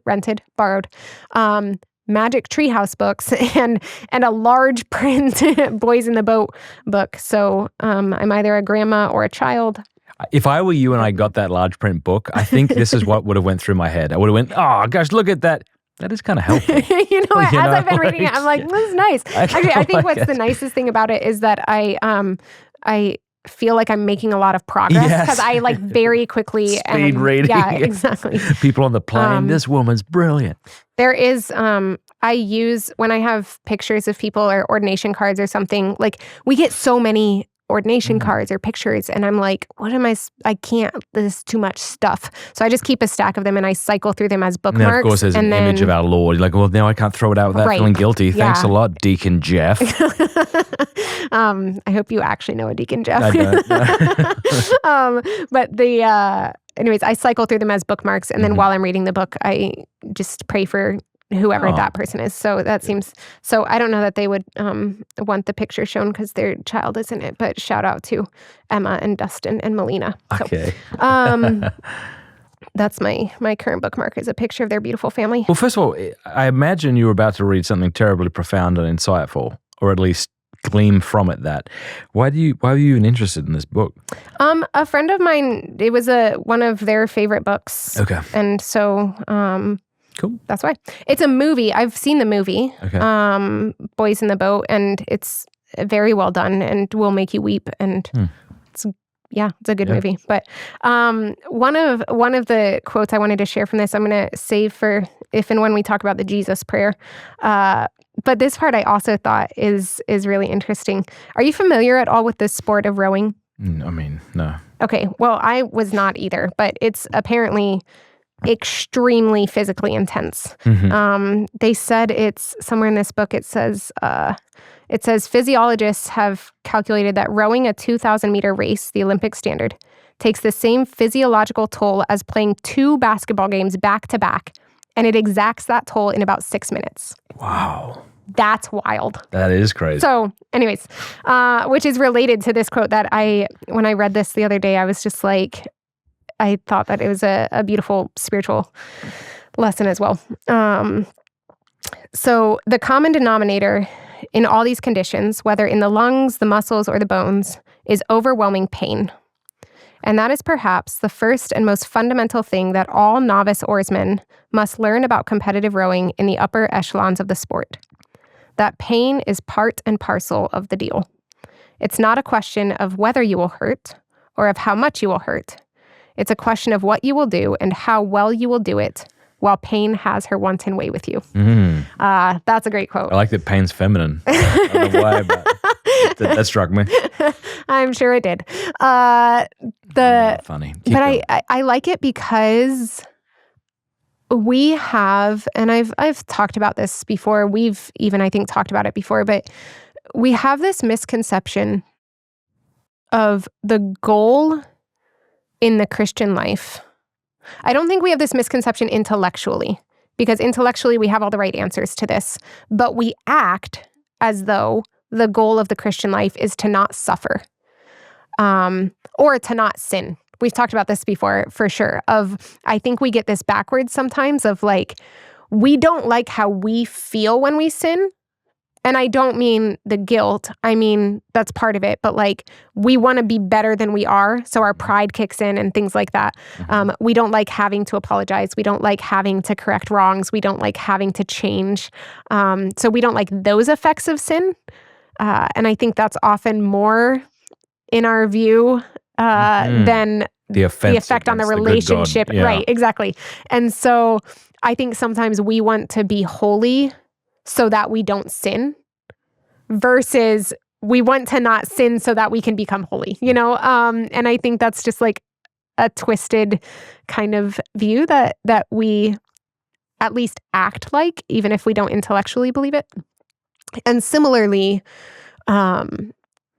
we believe to some degree, we act at least as though the goal is to not suffer, We forget that like the goal in all of these things is union with God. And we can find union with God even through our sin, through the repentance, through the humbling that happens from our sin, through all of these things. We can encounter God in response to our sin. And we can encounter him in suffering. But we act as though that's not the goal. Like, I want to do all of these things so that I don't sin or so that I don't suffer. And just his ways are not our ways is what I've been reflecting on a lot the last couple of years, as events have turned out in ways that I would have never expected them to, and that I would have never planned if I were God. And then just being so grateful that they have turned out how they have. So anyways, I like this because we are going to suffer in the Christian life on this earth, in this life, because Christ suffered. So why wouldn't we? And because through our suffering, we encounter the Lord. You know, St. James in his epistle says, again, paraphrase kind of gal, in the first chapter, I don't know scripture very well. We just had this reading the other night is the only reason I remember this. Count it all as joy when you encounter various trials. And that really convicted me when we heard it the other night, because I've been having a rough week and I'm like, I am not being very joyful in this. I am not counting this as joy. That's right. And it's like, I was having a rough week and then I got strep throat. And like, not joy in my mind. Because we forget the point of life, right? We forget the point of this life. We forget to turn to God in these things and to use these as opportunities for union with him. So I like this because, you know, he's saying like, pain is part and parcel of the deal. It's not a question of whether you will hurt. You will suffer in the Christian life. It's not a question of how much you will hurt, because we also shouldn't be trying to measure up our suffering. It's a question of what you will do and how well you will do it while pain has her wanton way with you. When we're in the midst of our suffering, are we seeking encounter with him? Are we practicing encounter with him outside of suffering so that it's easier when we are suffering and things like that? Because it's not, to be very clear, God does not want us to suffer. That's not what I'm saying. Suffering is not good in and of its own existence or whatever. You know, like the goal of the Christian life is not to not suffer, but the goal of the Christian life is also not to suffer. The goal of the Christian life is to encounter him and to experience union with him, whether or not we're suffering. And I think that we can have this illusion that as we advance in the Christian life, there's less suffering. There's less self-inflicted suffering as we advance in the Christian life. What does that mean? Like, as we shed the masks, you know, there's less of the suffering that comes from living out of not who I am. So there's less of the suffering, like we just heap crosses upon ourselves that were not made for us. So there's less of that, but there's still suffering. You know, I really love the story of the houses that are built, one on sand and one on stone, because I realized several years ago as I was reading that passage, you know, the wind and the storms come and the house on sand crumples and the house on stone stays strong. But what I love about that passage and what I realized several years ago is, but the house built on stone, the wind and the storms still come. It's not like you don't have to endure those things if you're living a solid Christian life. It's simply that you can stand through them because Christ is holding you up. You're built on a good foundation. Okay. It's not that we don't experience the storms. Right. It's that the storms don't knock us down. So that was going to be my question. How do you know when you're suffering well? You and I have spoken off air. Sounds like you've gone through something. I've gone through a lot of real suffering recently. And in a way, I think Well, so like, what does it mean to suffer well? Like, surely it doesn't mean to not have it affect me. Because if it didn't affect me, I wouldn't call it suffering. Right. The only reason I can call suffering great is if it felt like it was just pushing me into a corner and kicking me in the face. And so, like, if it doesn't feel like that, then I don't know how I'd call it suffering. So then how do I know I'm suffering well if that's my experience of the suffering? Are you turning inwards or are you turning to him? Yeah, it's a bit of both, yeah. Yeah. And I think that's... I think we should be constantly striving to suffer well, to encounter him in our suffering. But I don't think it's healthy for us to be constantly assessing whether or not we're suffering well. Yeah, you know, and so, yeah, I just don't know how helpful that is, because then it's like, Navel well, on the gazing one again. hand, We're right, turning exactly. back in. Then we're still not looking at him. We're just looking at us. And yeah. Like, here's, I like, so the story of Peter walking on water, I was talking with a friend about this recently. When he walks to Jesus, the reason Peter starts drowning, well, he takes his eyes off the Lord, right? And because he's looking at the waves. And the waves are caused by the storm, right? So Peter's sinking, and he cries out, "Lord, help me. Lord, save me." And what I was reflecting on with this friend recently is that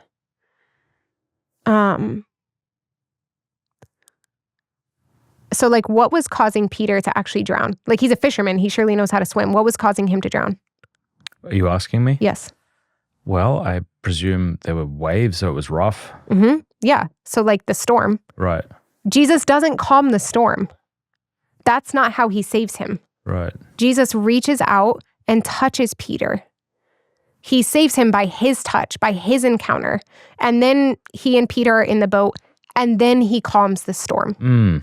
Like, it's not like I had never thought in of our that, suffering. Yeah, I hadn't. This year is the first time this has ever crossed my mind, because a friend brought it to my attention.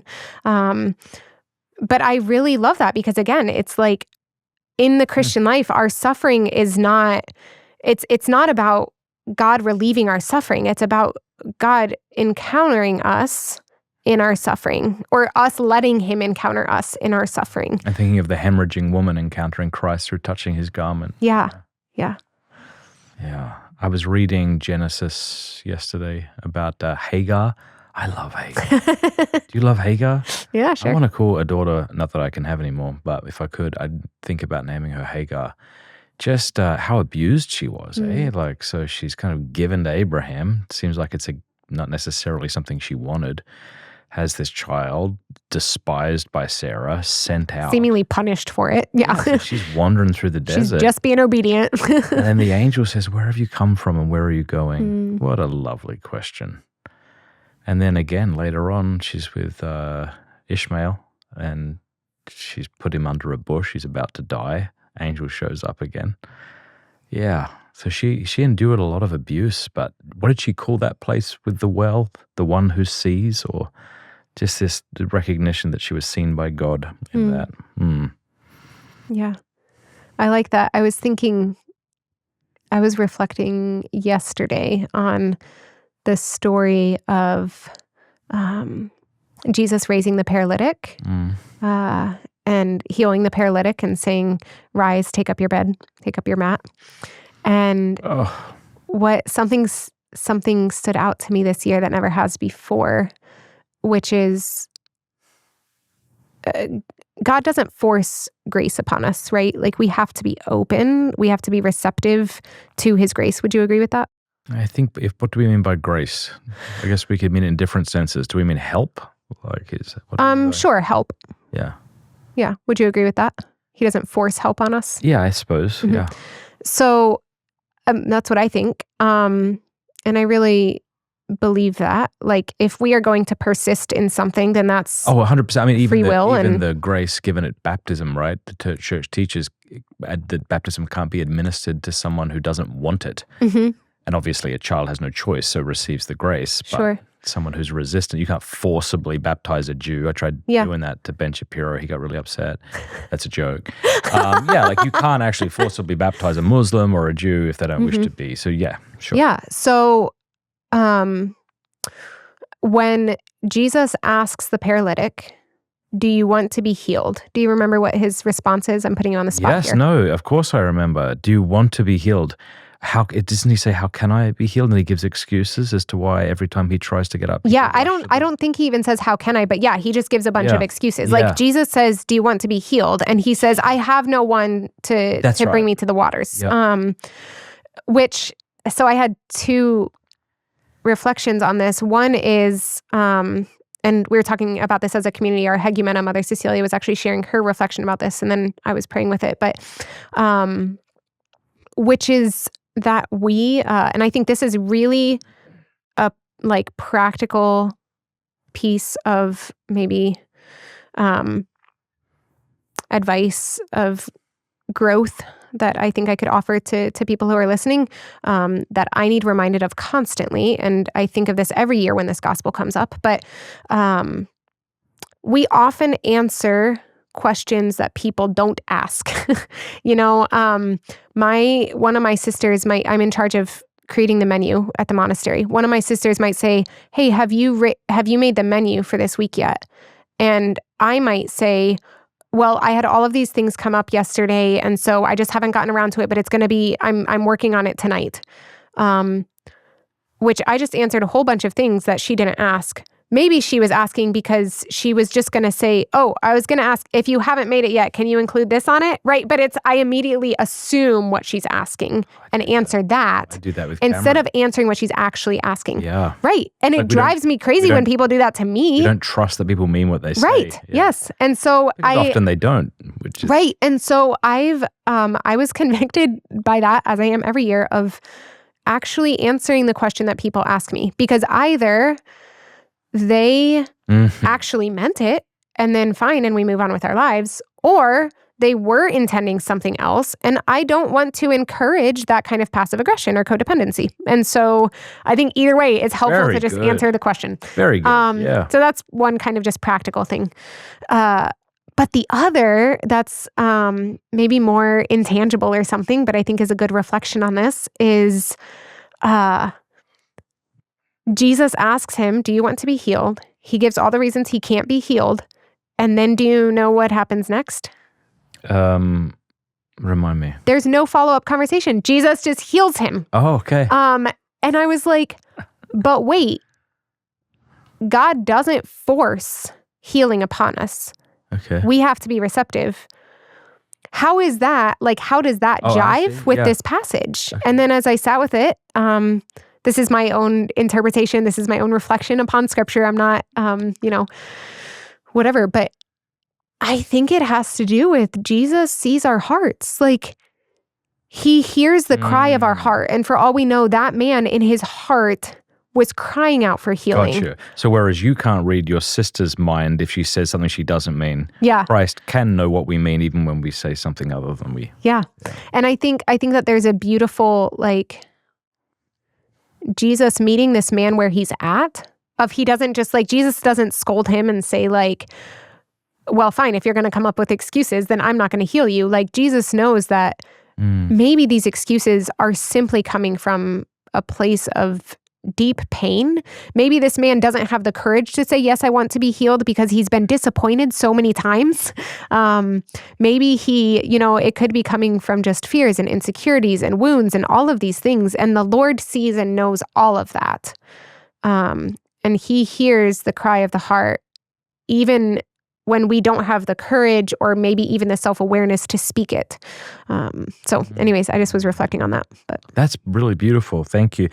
Just this last 15 minutes of talking about the scriptures has just reminded me to kind of encourage those who are watching.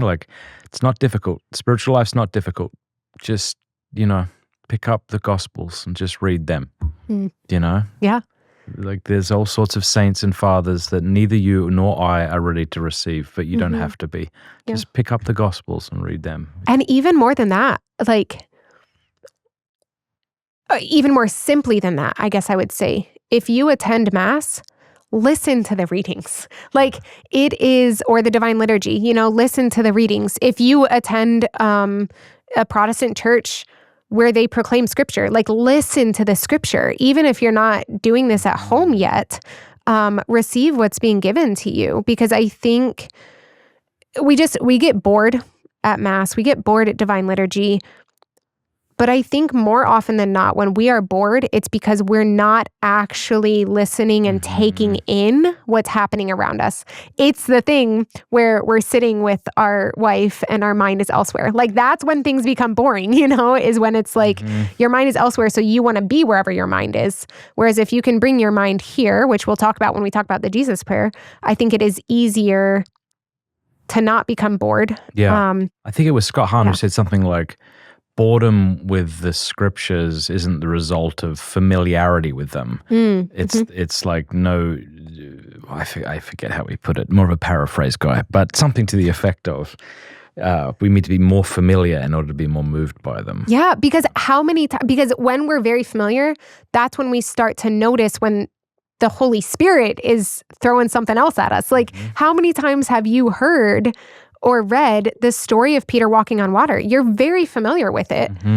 Too familiar. And yet... Too familiar, which prevents me sometimes from seeing it. Right, and I'm very familiar with it. And yet this is the first year that I've ever noticed that Jesus could have just calmed the storm. Like, I was reflecting, Father Michael and I, on our podcast recently, we're talking... Which is what, and I want people to check it out because you and Father Michael are terrific. So What God Is Not. What God Is Not. Is it on YouTube or everywhere? Yes, else? it's everywhere. Okay. But we were talking recently about the passage of St. Peter raising Tabitha, aka Dorcas, which is just fun.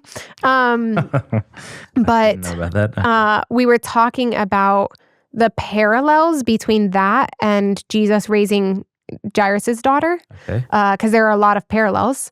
But it was only the familiarity with those stories that helped us to be able to see the parallels, which also then helped me to see a difference in how the stories end.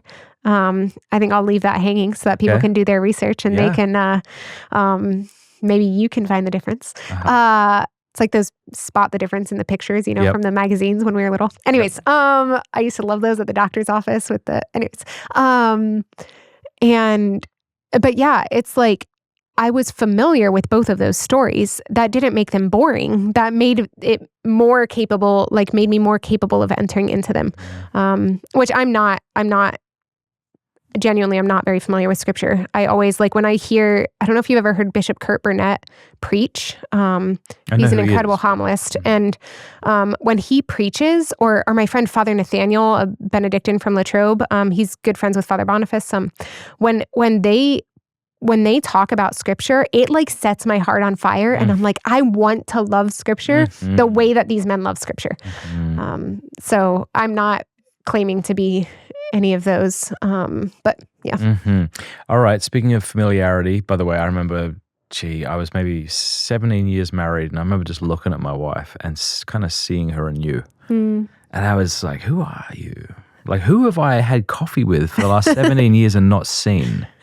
And it occurred to me recently, having an experience with Cami, just every person is an ocean, and we treat each other like we're kiddie pools. Oh no, I got you. And it's often for the most superficial of reasons.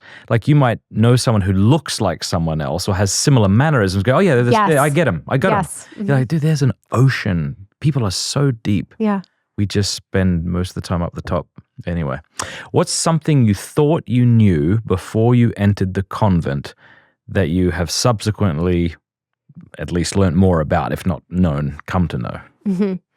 Monastery, not convent. Sorry. Yeah, now tell me, why is that? What's funny is the Dominican fellas call their place a convent. So we're all very confused. Oh, Dominican women. No, the Dominican men. They call it a convent? Yeah. I didn't even know that's a thing. Yeah, so Father Pine and those fellas, I don't know if there's Fascinating. Yeah, they don't call it a friary from what I can tell. Correct me in the Priory. comments. Wouldn't it be a priory? No. I don't know. I mean, a friary comes from the word, frater, brothers. So the Franciscans have friaries. But I know... I like that we're both showing our vast ignorance here. Well, no, I don't think I've said anything wrong yet. So I think this is just my brilliance, actually, that it is called a convent. So it's wild that Father Pine lives in a convent and Mother Natalia lives in a monastery. Oh, excuse me, monastery, okay, all right. Yeah, because That's we're right. monastic, yeah. Yeah. Yeah. What does a convent mean? Con is with. I don't know. I don't know. Cool. Yeah. I think I'm going to say things that I don't know are true. I should stop. Yeah. I don't know. What's something you thought you knew before you joined the monastery, and maybe having to do with religious life or living with other people or prayers or something simple that you're like, oh, wow, I didn't know that at all. Oh, that's a very good question. It's very specific, I feel like there's so it's hard lots to of answer. things. Yeah. Give me a second. Yeah, well, let me answer that while you're thinking. For me, it was, I just thought I thought I would have taken to fatherhood really easily because I kind of, I was into the theology of the body and I wasn't like cheating on my wife and I wasn't, I was like, I got this. I get it. Mm-hmm. And I could have explained to you probably quite eloquently, like the importance of children. And then I had children. I was like, I'm really bad at this and I don't like it. I don't mean to stress that. I love my kids. They're the best.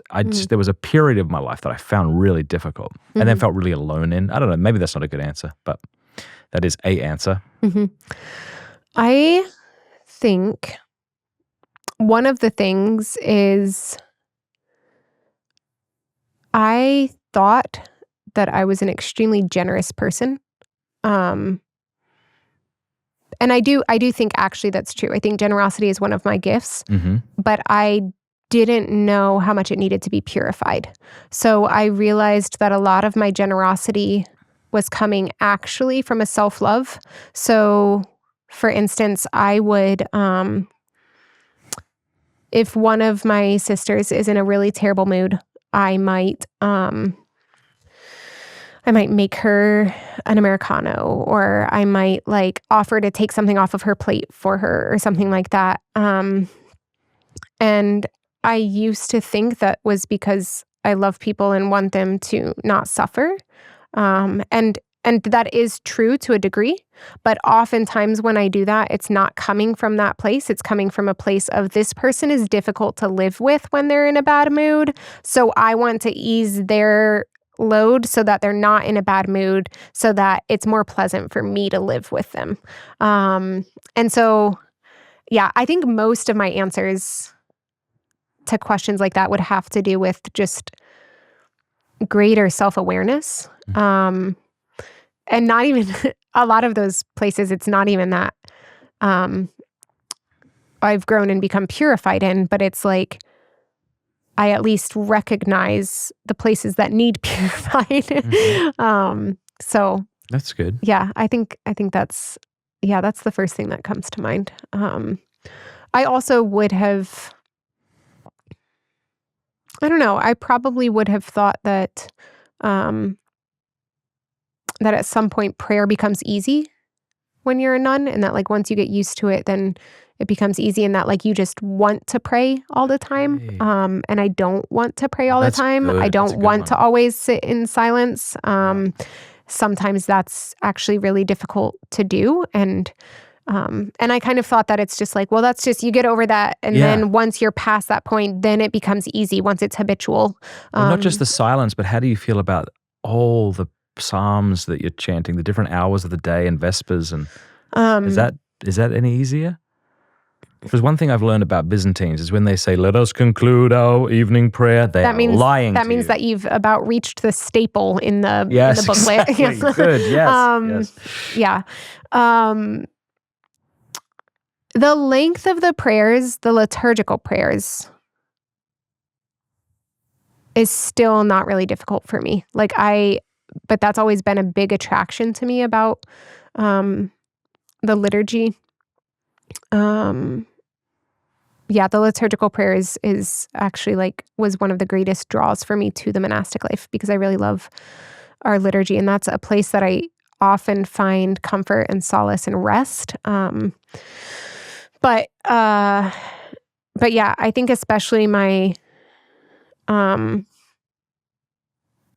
my time of personal prayer. It's like I would have expected, I think, that at some point that just becomes very easy of just, this is what you do every morning. And there are plenty of mornings that it's a choice and that I sit there for an hour and am awake for 10 minutes of it and just feel like nothing happened and it's just dry and it's I have nothing to show for it, but I spent the time and that happens far more frequently than I was praying with the passage of St. Peter walking on water and had this like great revelation, all of the things I shared from my own prayer in this particular podcast episode.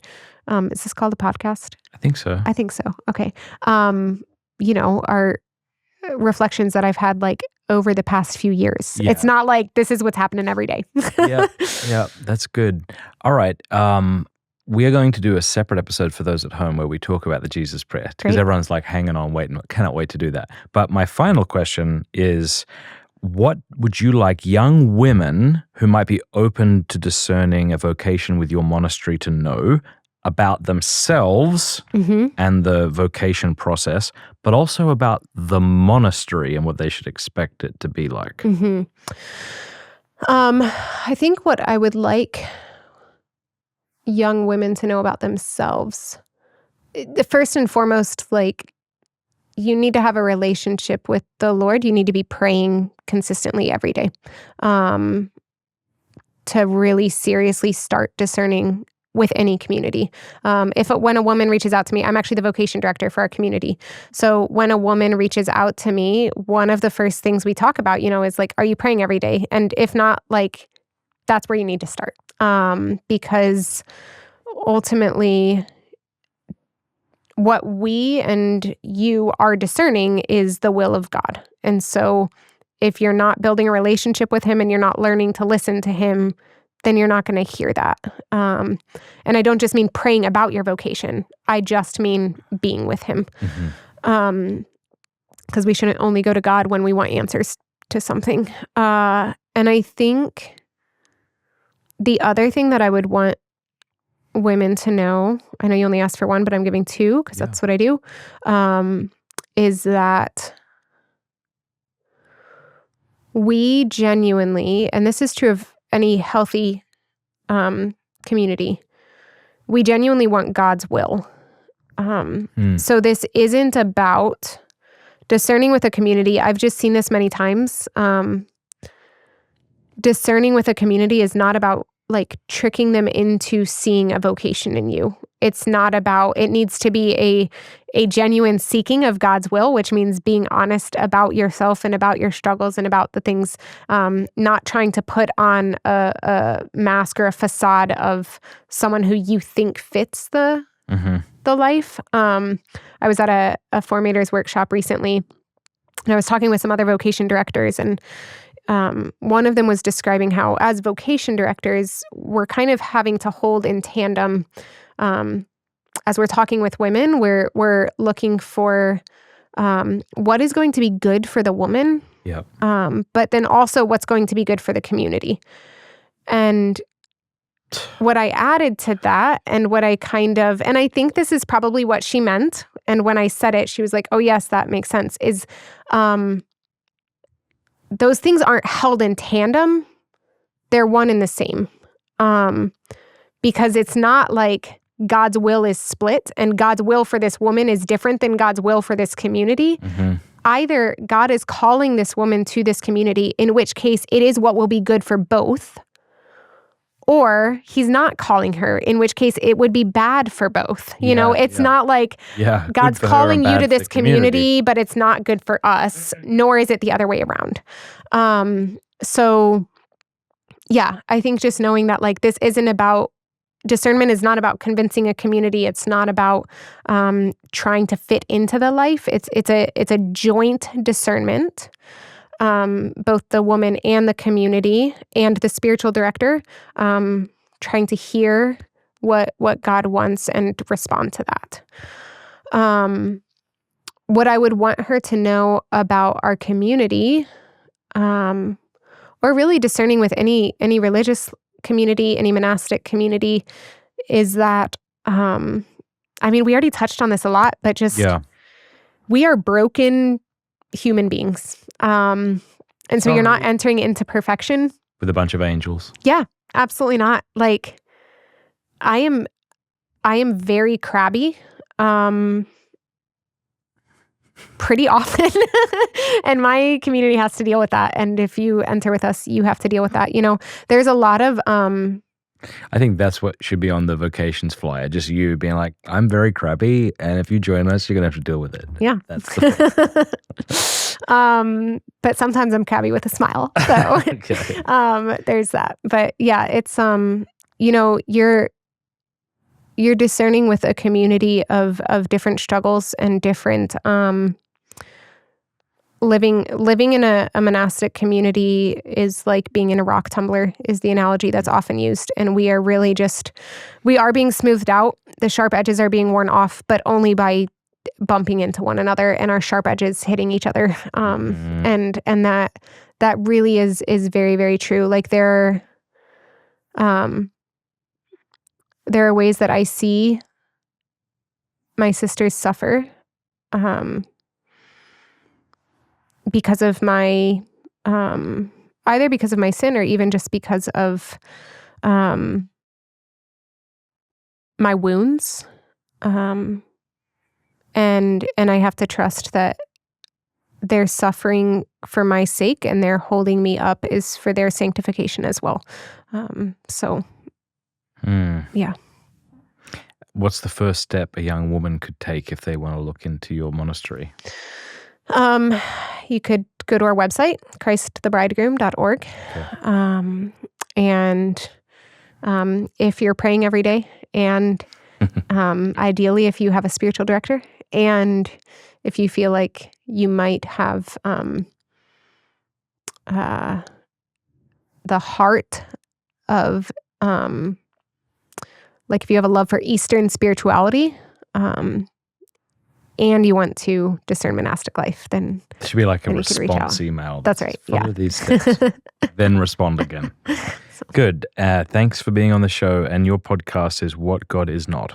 Correct. People can check that out. Yeah. Thank you. Absolutely. It's good to be with you. You too.